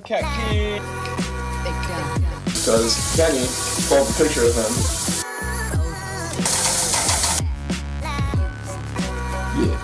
Yeah. Welcome back from the break. As we mentioned earlier, we have a special guest for today's episode. So come on out here, Logan. Come on in. Yeah. Yay. Come on out, Yay, Logan. Oh, yeah. for the people that don't know, Logan's our teleprompter. Yay. So thank you, Ryan Prechtel, for filling in as Yes. teleprompter. Yeah, welcome go, Logan pal. to the Thank show. you. Welcome, Logan. Welcome so in. some of the people at home may not know, Logan is actually a transfer student from Finger Lakes Community College. So Represent the 585. yeah, and though he isn't one of our students, we decided to bring him onto the show to find out more about his unique experience transferring to Oswego. Yeah, I love it here at Oswego. I applied, I think it was about January, February maybe, because I knew I wanted to go for journalism. I am, and I love it in TOP, doing a lot of live sports, a lot of hockey, very excited for basketball to come up too, excited to call that, and then maybe do some behind the scenes stuff as a lot of people here do. Shout out Lorenz, floor manager. Basketball's coming quick, and too. Shout out everyone, yes. It is. Shout out Kenny, shout out Emily, shout out Jesse. Aw. Shout out, Just because I'm on the floor doesn't mean I can't. shout out my engineer, Chris. All right, Okay. yeah. All right, give Chris a mic because he's got the first question up here. Yeah, you do. Read, right, read the so- prompter, buddy. Listen, I kind Read of it, keep it's looking good. back over here. Read it. Read it. Okay, so can we go a little back up? Can we go a little back up? Thank you. So first off, Logan, can you tell the viewers a little bit about yourself? Yeah, I'm from Rochester, New York. Born Wow. September 23rd, 2005. And what's your social? No, I'm just kidding. Don't answer. What's the last four digits of your credit card? Yeah, and you mean the 3 numbers on the back. Yeah, right. Yeah, I liked it in Rochester a lot. Did a lot of things over the summer. Worked at a summer camp in my town. Worked also at Dollar Tree. So that was kind of fun. Yeah, and I love you here so far. Sweet. Word. Kenny, go ahead. Yeah, Logan, what was your experience like at Finger Lakes Community College? Yeah, so I was a communications major. I knew I wanted to do journalism, but they didn't have it there, so I did communications. And I did a lot of things. I wrote over like 50 articles for game recaps for them, so I could get experience. Ooh. That's crazy. Yeah, a bunch of live sports, and then I'm actually going back Tuesday to commentate the men's soccer playoff game. I know it's not on there, but what was your guys' mascot? Like, what is it over there? Isn't it like the dragon? Oh, I can show you a pic. I have a picture with The him. sea This is the dragon. It's the dragon? Yeah, Oh, that's yeah, cool. the dragon. That's cool. Where is? It's It's probably by the Finger Canandaigua. Lakes, I It's in guess. Canandaigua. Oh, okay. You Yeah, know, the like Finger CMAC, Lakes? that concert Yeah, venue, yeah, it's yeah, right yeah. next I to worked there. CMAC. Right. Really? Oh, that's sick. Nice. Wow, So that's were Yeah, there by the any Finger special Lakes, yeah. like memories or classes that stood out to you at all there? or I working really at liked CMAC? media writing. Professor Adriana Musadola, she actually went here at Oswego and then got her master's at Syracuse. So that's really cool. I like that class a lot. My first video production class was really cool with Professor Rick Cook. So yeah, a lot Aw. of core classes. That's awesome. And working at CMAC. And Yeah, oh yeah, that stuff. was awesome. Word. Okay. Yeah, we can keep going down a little bit so I can read more of these questions. Awesome. So we know a bit about your experience at Finger Lakes Community College, but how was your moving into SUNY Oswego experience? How's that transition been? Was there anything that like surprised you? Anything you just weren't ready for? I think I personally adjusted super well because I knew the workload would be a lot compared to just community college. And I love living here, living in Seneca, floor above our own. Eddie McAlpine, if he's watching. Wow, floor above. Yeah, I hope he's watching. Yeah, really cool guy. I certainly love it here. Made a lot of friends, and a lot of new people, all in TOP and more. So yeah, I've loved it so far. Sweet. Have you had any class at Oswego to really enjoy? Yes, advanced news writing / reporting right now. Yeah. And broadcast news writing with Tyler King, the new professor. He's super cool. Really like every. J 312. That 229 BRC. No, the JLM. Oh yes, 319. Oh, yeah. Never mind. Yeah, Chris, get it right. We don't So- do peasant classes for you, Chris. Oh. Wow. So I outside like of this guy. classes- outside of classes, I know you've also been involved in TOP. Yeah. WTOP-10, let's go. That's our former topper of the week. Oh yeah. Yes. So what have you As been is doing? Lorenz. So what have you been doing within the club, and what has your favorite part of the club been so far, other than working the best show on WTOP-10 TA time? And other than me, of course. That's Oh. true. Kenny would be number one. That's definitely a statement. That's a lie. I think just Top 10 getting things to you've commentate a ton and getting your own chance to just sign up for live sports every week. Sign And up just for getting live your own sports. freedom. Yes, that's true. And Sign up getting for your live own sports. freedom to choose what you really want to do, whether it be behind the scenes or on air. You can do anything really within WTOP. So I think that's very cool. I've loved that so far. Wait, that's so sweet. That's awesome. Wow, That's so you're so insightful. Thank you. All right. You might have touched on it a little bit. I'm gonna not go to our last question here. I got some other ones in my own brain. Yeah, Wow. yep, some other ones. So the you've done a lot of WTOP sports so far, a lot of calling and things like that. What do you think has been like if you had to pick a game? What's your favorite game to call so far? That's a good one. I just called one last Friday. It was volleyball with Eddie McAlpine. Again. Yeah. Yep. Again. Eddie's the Hey. GOAT. Second Eddie mention of the reliable. night, by the way. That one can was tell he super likes cool. I somebody. actually loved calling that one. I think we worked together really well. And then I did the hockey season opener with James Fitzpatrick, also really good guy. Really good commentary, really fun game to commentate because they won 8-3. So I'd say those Wow. two have been my Oh, yeah, that That's was a good crazy. game, That's yeah. really good. Well, that's awesome. All right, well, I'll move on to our last question here. Now, Logan, if you had any advice to give to any future transfer students coming to Oswego, what would it be? I just think I know it's pretty obvious, but try to balance everything the best you can because I know I do sort of a lot with TOP and every extracurricular and then classes as well. So, I mean, just try to prioritize what you want first and then prioritize schoolwork first and then everything else. Sweet. Oh, well, that's awesome. Well, everything else will be coming right Hey, after Chris. this break, so let's go. Let's go to break.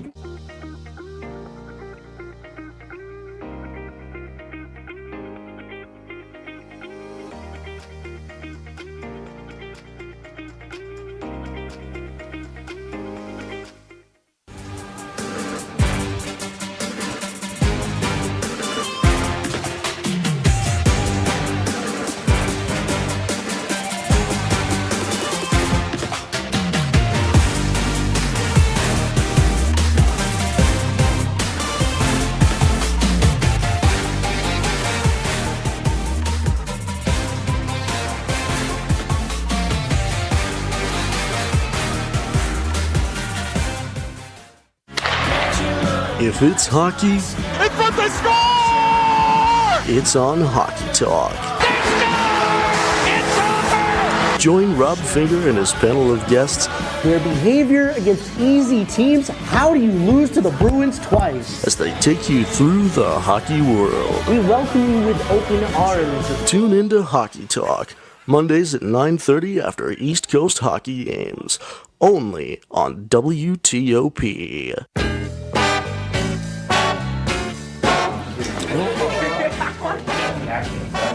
Oh boy! I feel like I'm triggered. Almost.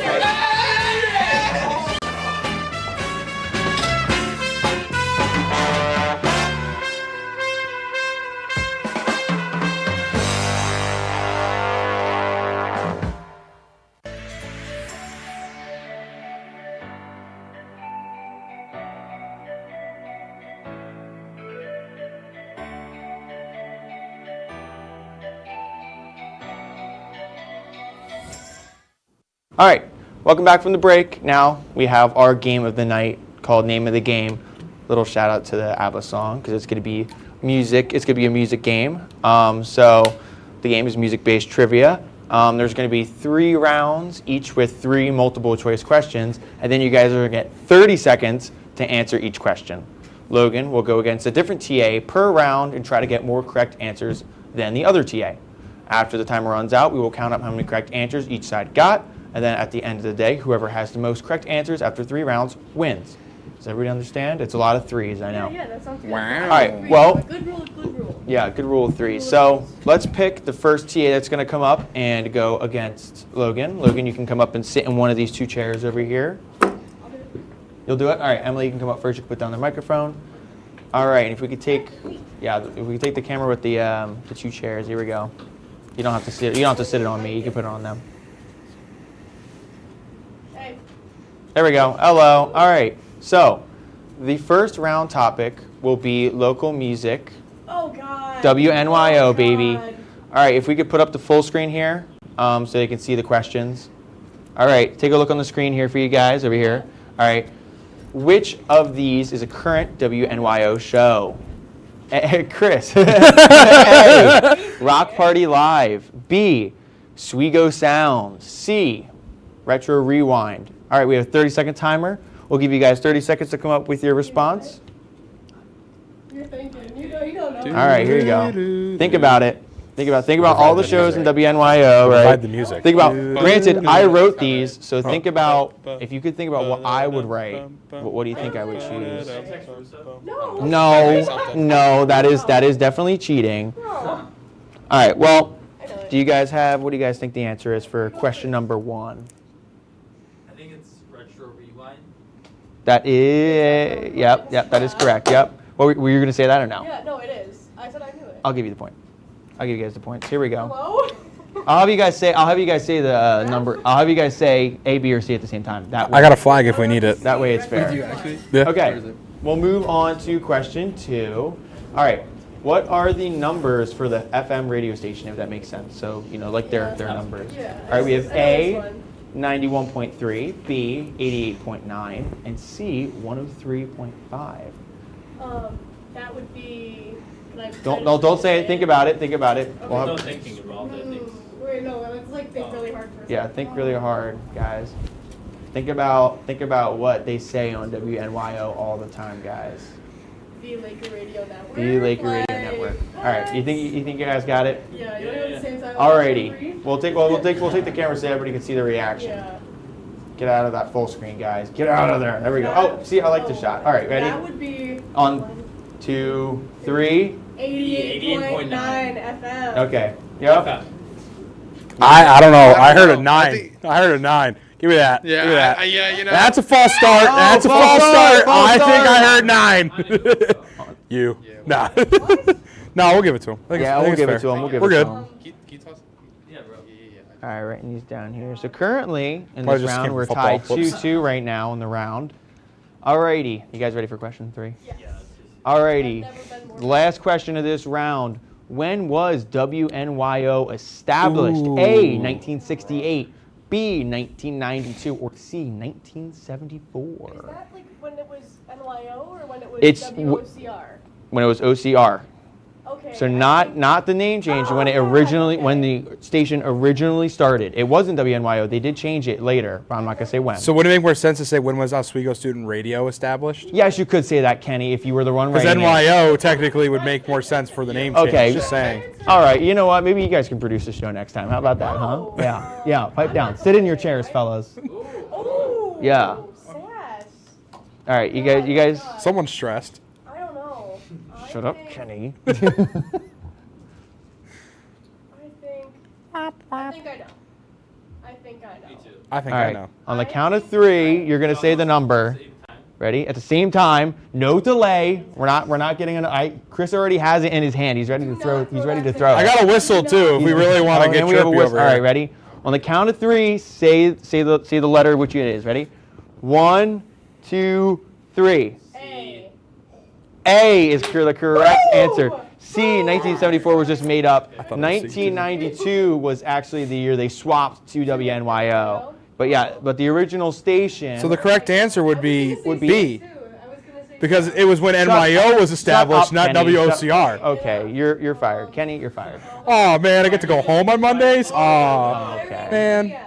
All right, so currently TAs are up a point just by 1 is 3-2. All right, Chris, come on up. Give the flag over up to Emily. She's got it next. Christopher, Lucia. You know my name there? You had to think about it. Yeah. Nah, I knew it. All righty, guys. So for the second round, the topic will be music history. Oh no. Oh yeah. Question Fun. 1. Who was the first musical artist to sell 1 million vinyl albums? Vinyl albums first million. Is it A, Frank Sinatra, B, Harry Belafonte, or C, ABBA? You guys got 30 seconds. Think about it. This is not an easy one. I think. You think you know who it is? I took Kreider's music class.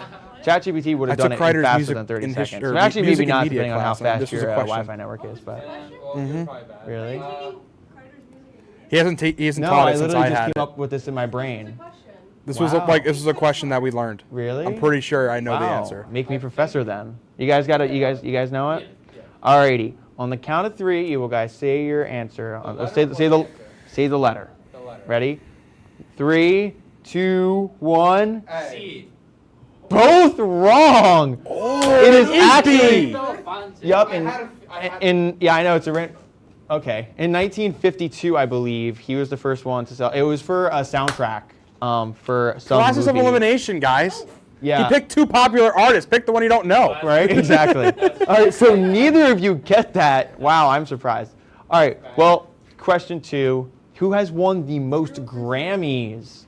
We have A, this is a hard one, A, Taylor Swift, B, The Beatles, or C, Beyonce. He's got 30 seconds to think about it. I don't need 30 seconds. I got it. Really? I think. You need 30 seconds? Look at how you feeling. I'm good, bro. Okay, alrighty. Well, we'll count down from 3 I know and we'll which one it say definitely the isn't. letter. No. Stop. Tomorrow's I can hear you through here. All right, ready? 3, 2, 1. C. Correct. It is Beyonce. I believe she has I think she has like 20 something. Okay, so this one decides it, right? For this, well, you guys both got the first one wrong. You guys both got the second one right. We're in a draw. Okay, question 3. What musical artist has had the highest attendance for a concert? A, Rod Stewart. B, Coldplay. C, Taylor Swift. Think about this one. She's probably like, who even is Rod Stewart? I know that's what's going through your head right now. And think about it. I said for a concert, not a tour, a singular concert date. Kenny's sucking in his breath there. I got it. You guys got it? Yeah. All right. On the count of 3, we're going to do it. Ready? 3, 2, 1. B. It's A, Rod. What? I thought Coldplay broke the record this year. Coldplay has for. We only got 2 minutes, so let's. So for a concert, it's Coldplay, but Rod Stewart had 3.5 million for just a single concert. But final round here is me against Logan now. It's 4-3. I'm still up 1. We got like a minute and a half, so let's. All right, let's do this quickly here. All right. Here we Kenny, go. Question round. 1. What's the topic, Kenny? Topic is doesn't say up there, It's so we're up just gonna there. go with there. It's fish. Something like that. Fish. Love fish. I have no idea who Fish is. Which state did Fish form in? I know. You can my see answer. there. Yeah, I think I know. All right. All right, give me your answers. On 3, 2, 1. C. Yeah, correct. Vermont. Yeah. Yep, I didn't know that because I don't listen to Fish. Second question. Fish album features the fan favorite song "You Enjoy Myself." Oh my gosh. Wait, I don't. Did you not write these? I didn't. I had someone else write them, so I'm not cheating. All right. Okay, ready? Count down. I got it. 3. Ready? Yep. 3, 2, 1. B. It is A. Oh, so is it tied? It is A. It is tied. Four, Here we four. go. All Last right, question. this is it. We're Here we running out of go. time.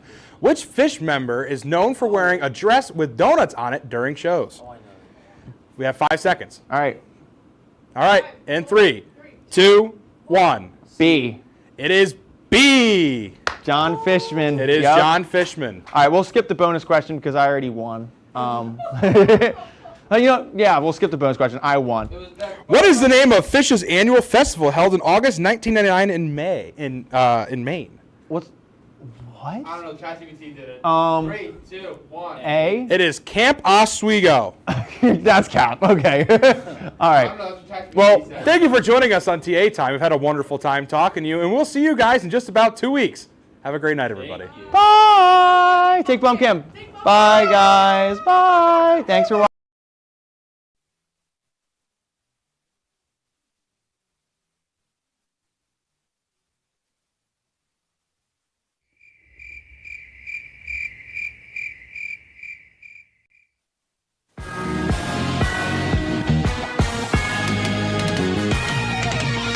Now introducing, out of Alden, New York, number 2, Dylan the Chinstrap Zielinski.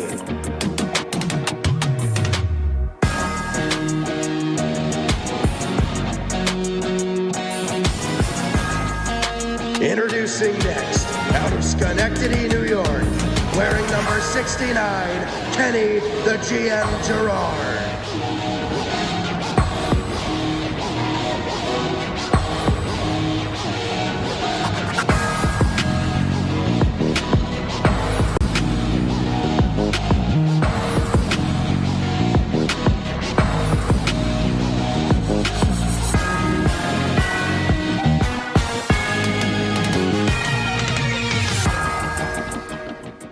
I still regret the hands that we chose to point with. Doesn't make sense to me. Dylan. What's up? How the heck are you? I don't know. I'm all right, busy. Where's the rest of you? Took it off today. Did you find a home? Yeah, I found a home. No longer. Wow. You know what I didn't do? Get a haircut. Yeah. My girlfriend's going to yell at me. I got to do that soon. I know. I was tired of it getting in my eyes for football, so I decided to cut it off. Yeah. For our tournament. Welcome into the DK Experience. Weekend. Kenny, Dylan. We kind of went over how we're doing, Dylan. I won't take any much longer here. We're going to go into our gridiron recap. For those who don't know what that is, we each like a football team, and they each play each week unless they're on a bye. Well, neither of our teams are on a bye this week, and, you know, I'm not doing too hot, but Dylan, I think you're doing a little bit better than me, so you want to kick it off with the Bills and the Chiefs. Yeah. They're playing great this week. It's been a little rough. You know, we dropped 2 games that should have won, kind of needed them. But stay a little bit closer with the New England Patriots for the division. Josh Allen played a fantastic game. He was 23 of 26 for 273 yards, a touchdown. He had 2 rushing touchdowns as well. James Cook. James Cook is a stud. 27 carries for 114 yards, 4.2 yards a carry. Did not have a touchdown. Dalton Kincaid, 6 catches for 101 yards. Josh Allen completed 88.8% of his passes, while Patrick Mahomes had a mere 44% completion percentage. All I'm going to say, Bobby Babich, do never pick up the call sheet again. Only let Sean McDermott do it, because that man has got it. That's his name, by the way, for those who Yeah, let's all relax. Come on, relax. All right, wow. Relax. If we were using that, we'd be talking about Pat Mahomes. But anyway, speaking of it, what a dumpster fire performance he put on. The Chiefs It's his looked name. like dog water, and they're not even in the playoffs. I'm not a Bills fan, but Dylan, I'm feeling great for you. But let me cry for a few minutes. Let's talk about the Giants. This is horrible. Dude, I'm sad, This is too. horrible. I'm sad, too. So, rip Scat, man. Rip Scat, dude. Listen, it was so fun. It was so fun Rip Scat. while it was fun, and then it just wasn't fun anymore. I didn't even watch. I watched maybe a quarter, and I watched us just. We always do good in the first drive. We always go down with Jackson Dart. We always look like we're going to compete, and then after that, it just goes to crap. So like I can't continue to watch this football team. We have now reached the point in the season where it's become unwatchable. Mm-hmm. So I really enjoyed it early on. I had a great time with Arm and Hammer, Scat and I miss Dart. him, dude. I miss Scat. You know, it sucks. I was into it. We have no neighbors, but listen, I will say this. I forgot about neighbors. Me too. I will say, in previous years, I feel like I've had a lot less fun at this point. I feel more confident. We played a lot better. We're not playing games. We're only scoring a field goal. 34-24 is not against the terrible. Niners. I mean, we're doing better. Season's over. Season is absolutely over. 2-7. Season's over. I hope we don't win another game. I hope we get an early round draft pick, and I hope it goes well. But don't get rid of Dable. No. One more. We have more stuff to build on for next shot. year. So we'll see how it goes in the draft. One more But shot. That's enough of us yapping about our favorite teams. We're going to go a quick break. When we come back, it'll be time for some playoff bracket talk. You're watching the DK Experience right here on WTOP-10.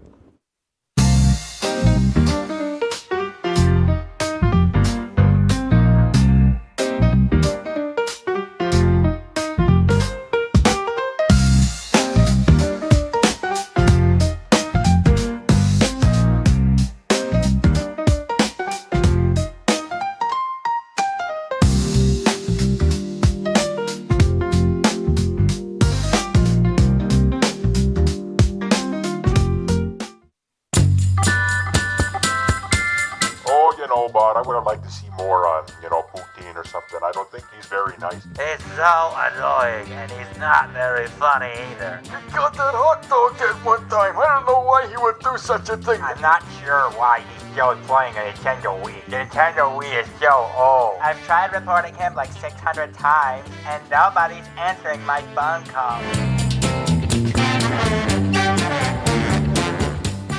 Welcome back to the DK Experience.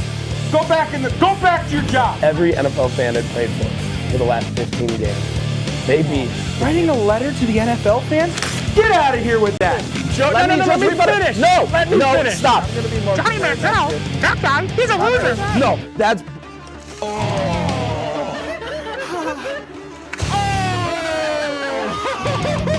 Watch the DK Experience. What we do here is go back. Cooked. You know it's cooked when it's not raw anymore. Gordon Ramsay and the Sea here. Cat cam. Because Kenny pulled a picture of him. Yeah. Yeah. I'm sorry. Making myself look important. You did a great job. What a great ad I saw. I do. I love the ad. What a phenomenal I love the ad. ad. I'm glad it finally made it on there. It took a little I love bit. it. It's all right. I love it. Welcome back to the DK Experience right here in WTOP-10. Thought I had a little bit more time. I'm Kenny. I just hit my mic. I'm so sorry. That's Dylan over there. And Dylan, I label this playoff bracket, but we're going to start to predict where the NFL is going. Now, we are well enough into the season where we can kind of start to feel out who is actually good and who are not really that good. For example, we thought Arizona might be good. Now they're like 2-6. So they're I not think they're really winning good. right now. They might be. So, Dylan, we're going to start off with division winners in the NFC. Who do we see coming out of the NFC? The Rams. Yes. The Rams are studs. Eagles. Do I think they're going to be? I do think the Rams are going to be the one. I think the Rams are going to be the 1 seed. Eagles will make the playoffs. They're a little hard to tell where they're going to exactly be at right now because like they keep having a few really good wins and rambling things together, but then they kind of Yeah, but they're 6-2 much like and the Bills, Cowboys much are like the Bills. 3-4 though. Yeah, well, they're going to win their division. So, I mean, they're either – I don't think they're the best team in the NFC East. I mean, the NFC. They're but definitely in the East. They're the division Commanders winners. are just – the Packers, too. All right, I'm going to go we need Eagles, Packers, Bucks will win that division with ease, and then the Seahawks. I'm going to go – Don't call me crazy. Seahawks could be the 1 seed. I'm going Eagles, Lions, Bucks, Rams. All right, let's rotate over to the AFC. Dylan? AFC. Hold on, sorry. I do think the Bills are going to go win the division. New England's got the tiebreaker right now. I do think we're going to end up going to win the division. Okay. Steelers will win that division. I cannot see the Ravens making a comeback. I think that defense is just terrible. I think Lamar's Lamar, but other than that, Zay Flowers is nothing. Derrick Henry is washed. I'm willing to say that now. They have D-Hop. Mark Andrews, all right, he's a stud, but no, Ravens are done. Colts are going to win that division. I mean, I think that's pretty wrapped up at this point. And call me crazy, but the Denver Broncos are going to win the AFC West.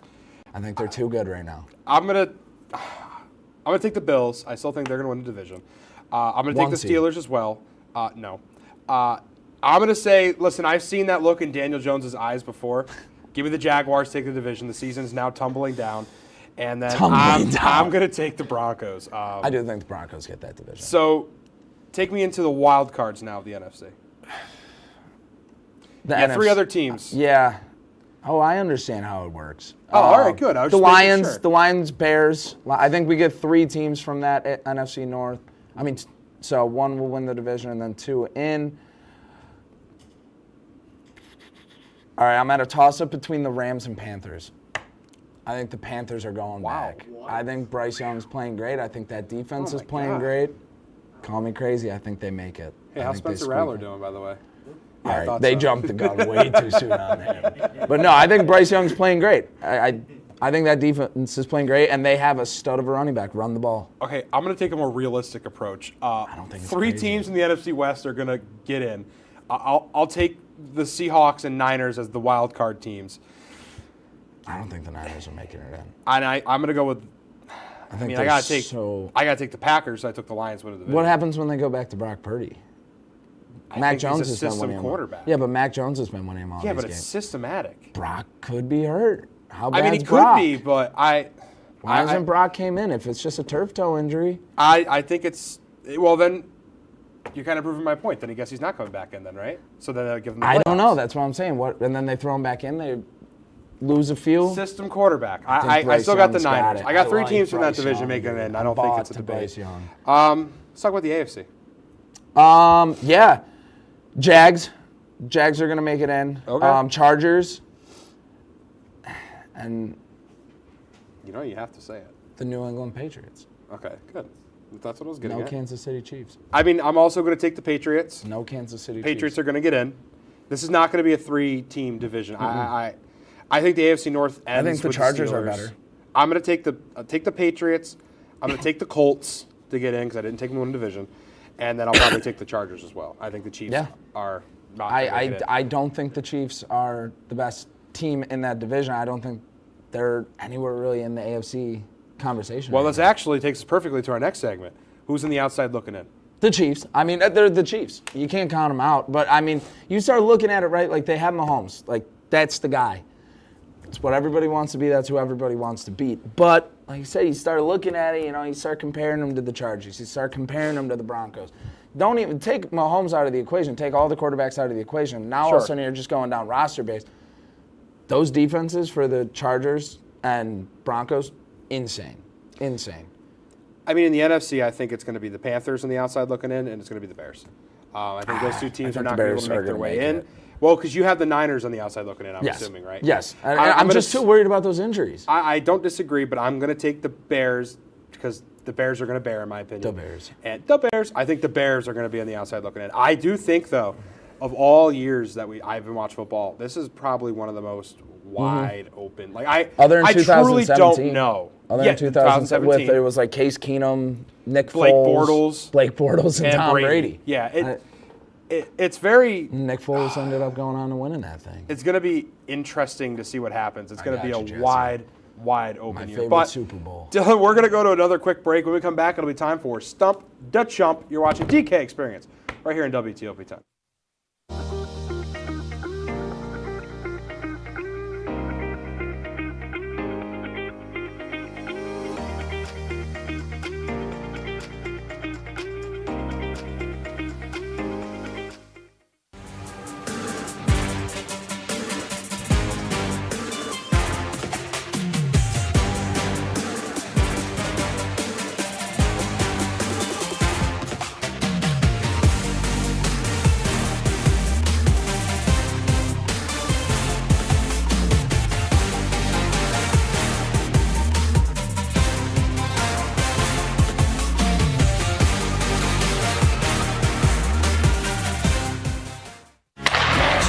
If it's hockey, It's what they score! it's on Hockey Talk.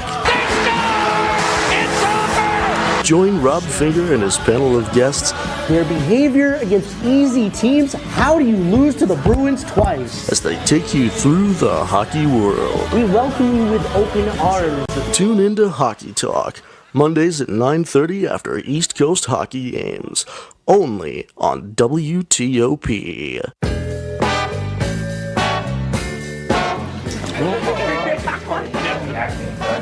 Oh boy! Come across like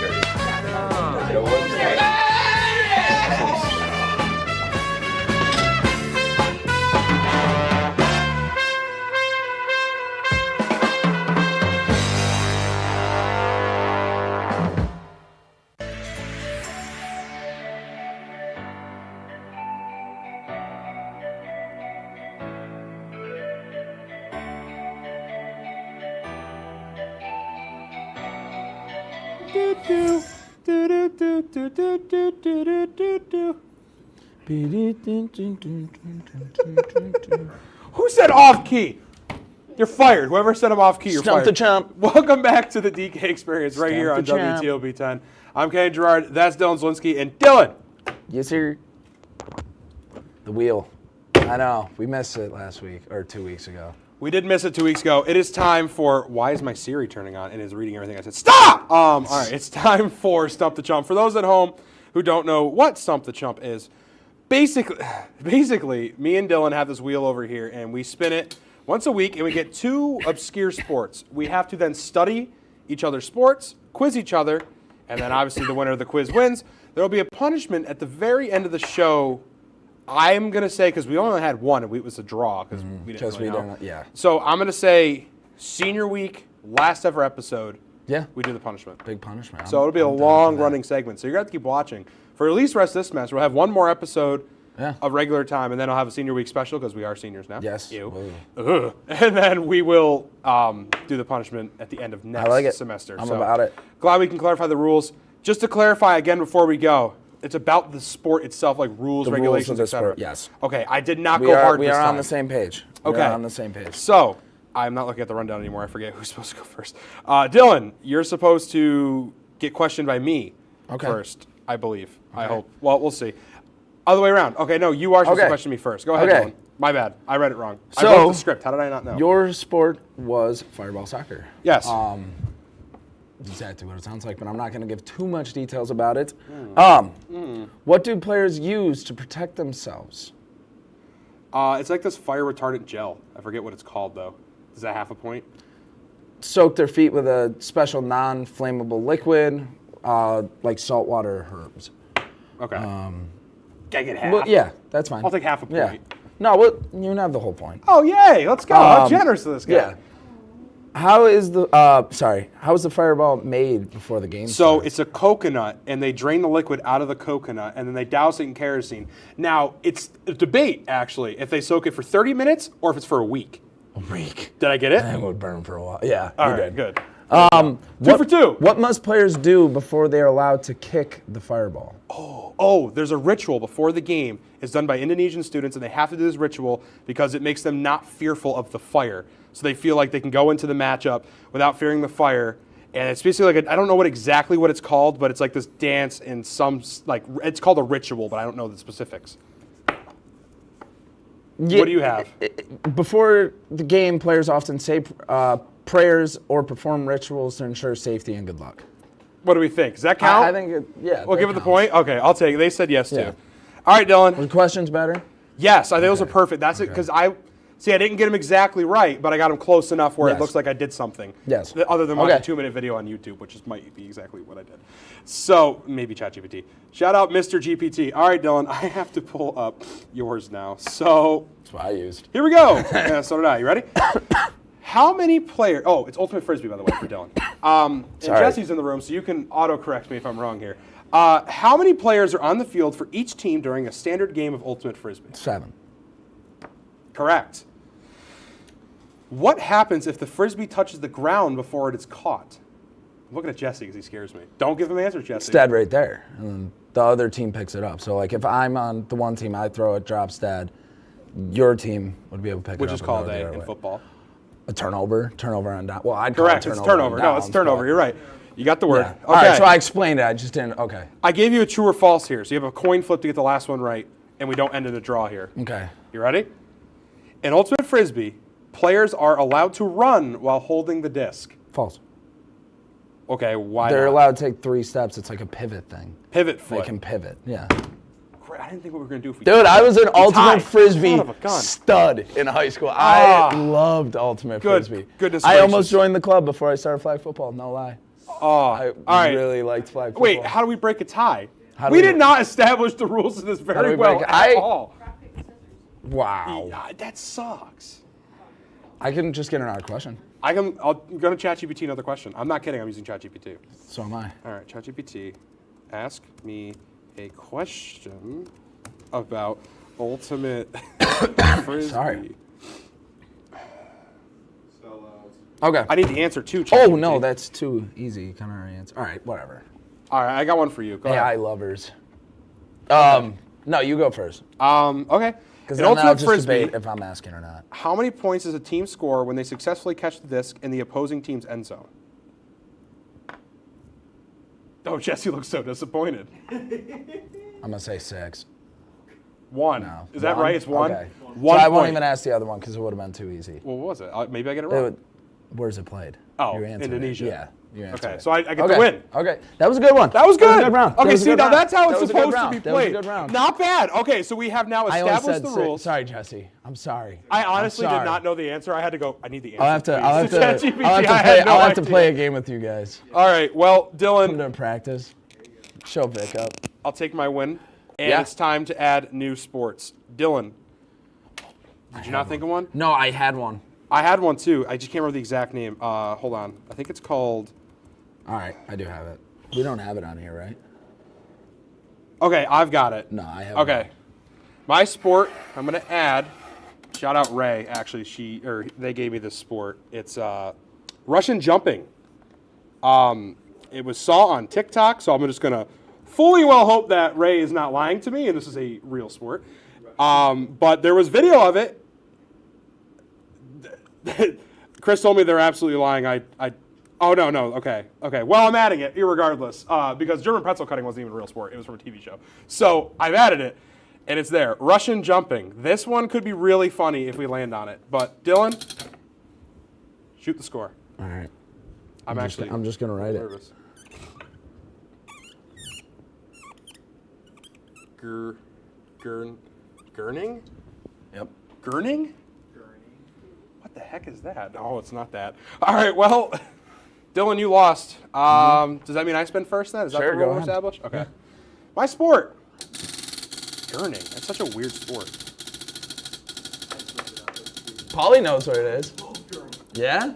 Yeah. Okay, he knows where it is. Oh, wife carrying. Let's go. Let's go.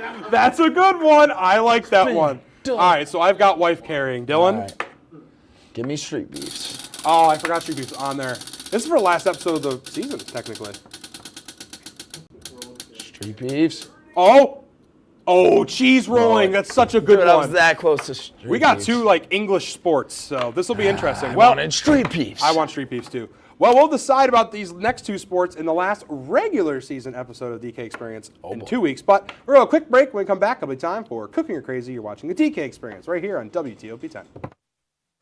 If you like action, romance, if you're watching this, and highbrow humor, surface is this?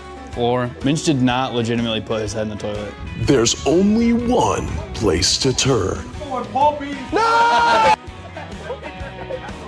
Tune in to new episodes of Oh boy! only on WTOP. Look at the number of disasters in the U.S. Chances are every area will deal with some kind of emergency in the next decade. And between school, sports, and social lives, chances are you won't be with your kids when it happens. Will they know what to do? Ready.gov/kids has the educational tools and information to make the conversation easy. When the time comes, chances are they'll feel prepared, not scared. So talk with your family today.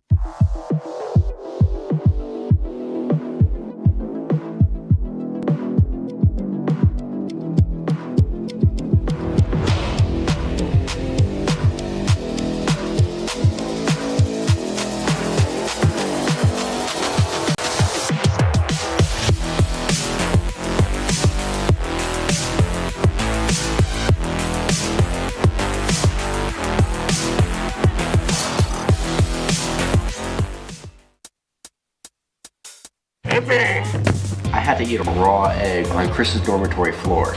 I currently don't have any federal pending charges. You know what you never did? You never walked to Walmart, Chris. That's my co-host. This is for making me eat roast Pop-Tarts. It's showtime, Chris. Come on. I want to be on the air for that. I got a couple things to say. No. Spin the wheel. Oh, you got censorship. Welcome back. Welcome back. Welcome back to. Okay, I got mine. You got it? All right, welcome back to the DK Experience right here at WTOP-10. Okay, Gerard, that's Dylan Zielinski. And it's time for everybody's favorite part of the show, Cooking or Crazy. For those at home who don't know what that is, me and Dylan will argue about a question that was previously picked by our crew, which it wasn't picked by our crew, but kind of was picked by our crew, is the crew right here. So they picked, and we'll debate about it, and then our crew in the back will choose the winner of our argument. Dylan, I have you going first, but you said you want me to go first. It's up to you. You can go first. Okay. Oh, the topic. The topic is best right. WTOP-10 show that neither of us are on. So if we guest appeared on it, it still counts. So like, for example, Laker Showdown, we both guest appeared on it, but we can still use it. Oh Boy is disqualified, DK is disqualified, Laker Connections is disqualified, TA Time is disqualified. I think that's it. Everything else is we're just either guests or not on. So No, oh boy. No, Which would be the yeah, clear no, number one answer. Correct. That's but- why we said no shows that we're on. Like we could say Entertainment Breach, but I know neither of us will say it. So go ahead, Dylan. Chris, you started that, by the way. Yeah. So I'm gonna go with 10.2. Oh! I absolutely love 10.2. What Demars did with that is awesome. I love the behind the scenes. I love the retro feel to it. I love what he's filming it on. His editing style is amazing. It's just fully let Demars be Demars. Let WTOP be WTOP. Hey audience, you get to see what we're doing. This is the behind the scenes. You want to know what we're doing. You want to know why I have bags under my eyes. You want to know the stress that we go through. Go watch 10.2. You will fully understand. It's chaotic, it's cool, and it's just, I love it. I love it. That's a, gosh, do we keep picking topics we don't I do love Cooked. I do love Cooked is a great Cooked. show. I'm not picking Cooked either, but I it's a do good love show. Cooked. Alex, I love you. See, we got to start debate. We haven't hot debated in a I know. long time. Maybe the last episode we'll think of something better that's more debatable. But I was gonna say 10-2. I'm gonna go with Joe. I'm gonna go with Jeopardy. Okay. Now here's my reasoning for Jeopardy. I know it does kind of spin off of a, normal TV show, but I think it brings toppers in. I think it's a lot of fun. I think, making people almost embarrass themselves with bringing in a bunch of toppers and people who are off the I don't show. know. I It don't know. I doesn't just sound think like it's you have better. an argument here, buddy. Sounds like AI. Yeah, it sounds like AI. It's like, I'm sorry. It could be this. Oh! Don't. Oh! Oh, no! I didn't say no. pick the winner. Oh, no. Joe's here. Joe, you have anything to say? I picked your show. They said no. What's happening? I said your show's the best on TOP, Jeopardy. And I said 10.2. And then we have to decide. No wonder you didn't do well. They already decided Dylan won. On what? The IQ test. Well, yeah. We've I been didn't take that. it. We've been so. knowing that. Hey, we'll take the win. We'll take the win. Look at that. You've been on a roll. We'll take the I've win. been getting cooked this We'll season. take the win. I was doing good the last couple I do seasons, love and Jeopardy, now Joe. I've just gotten destroyed. I do love Jeopardy. I love you. No, that's not true. Cooked reference. Saw that one. Shout out Cooked. Oh, yeah. Dylan, we haven't really screamed at each other. Can we scream at each other for something? Italian food's the best kind of food. Oh, no, it's not. Yes, it is. No, it's not. Yes, it is. No, it's not. Yes, it is. No, it's not. The only Yes, thing it they is. had going was pizza. And we What? made it better. And America made it better. We didn't make nothing better. We made it What are you better. talking about? We made it better. Bro, All never the heard of best- chicken parm. All the no. What? What? It's literally a chicken that you just plop pasta on. Like that's not. You just plop pasta. Can we Yeah, talk if you about? eat at can we Olive ta- Garden every Can week. we talk about how like the cheapest meal ever is pasta, and we respect it as like 'Cause this it's great good. American, like this great Italian. It's easy to make and it's No. good. This isn't even a topic. I'm just saying. What's better, it's- cheeseburgers and hot dogs? No, and none of those are really American anyway. Cheeseburgers are better. Yeah, and your best backup food is Los Papas Fritas, or known as French fries, buddy. You know where that's from? Nah. France. I Hey. have no idea, actually, if they're from France. Shout out Leo and Hugo. Shout out Leo and Shout out Hugo. Leo and I Hugo. spoke My Spanish, I favorite didn't speak Frenchman. French My at all. favorite. Better. Also 30 seconds. I don't. No one listen- told you to come talk, Chris. Chris's No one opinions told you to don't talk. matter. Chris's Exactly. opinions don't Exactly. matter. We can agree on Chris, that. why don't you try to fix things in the studio? Oh.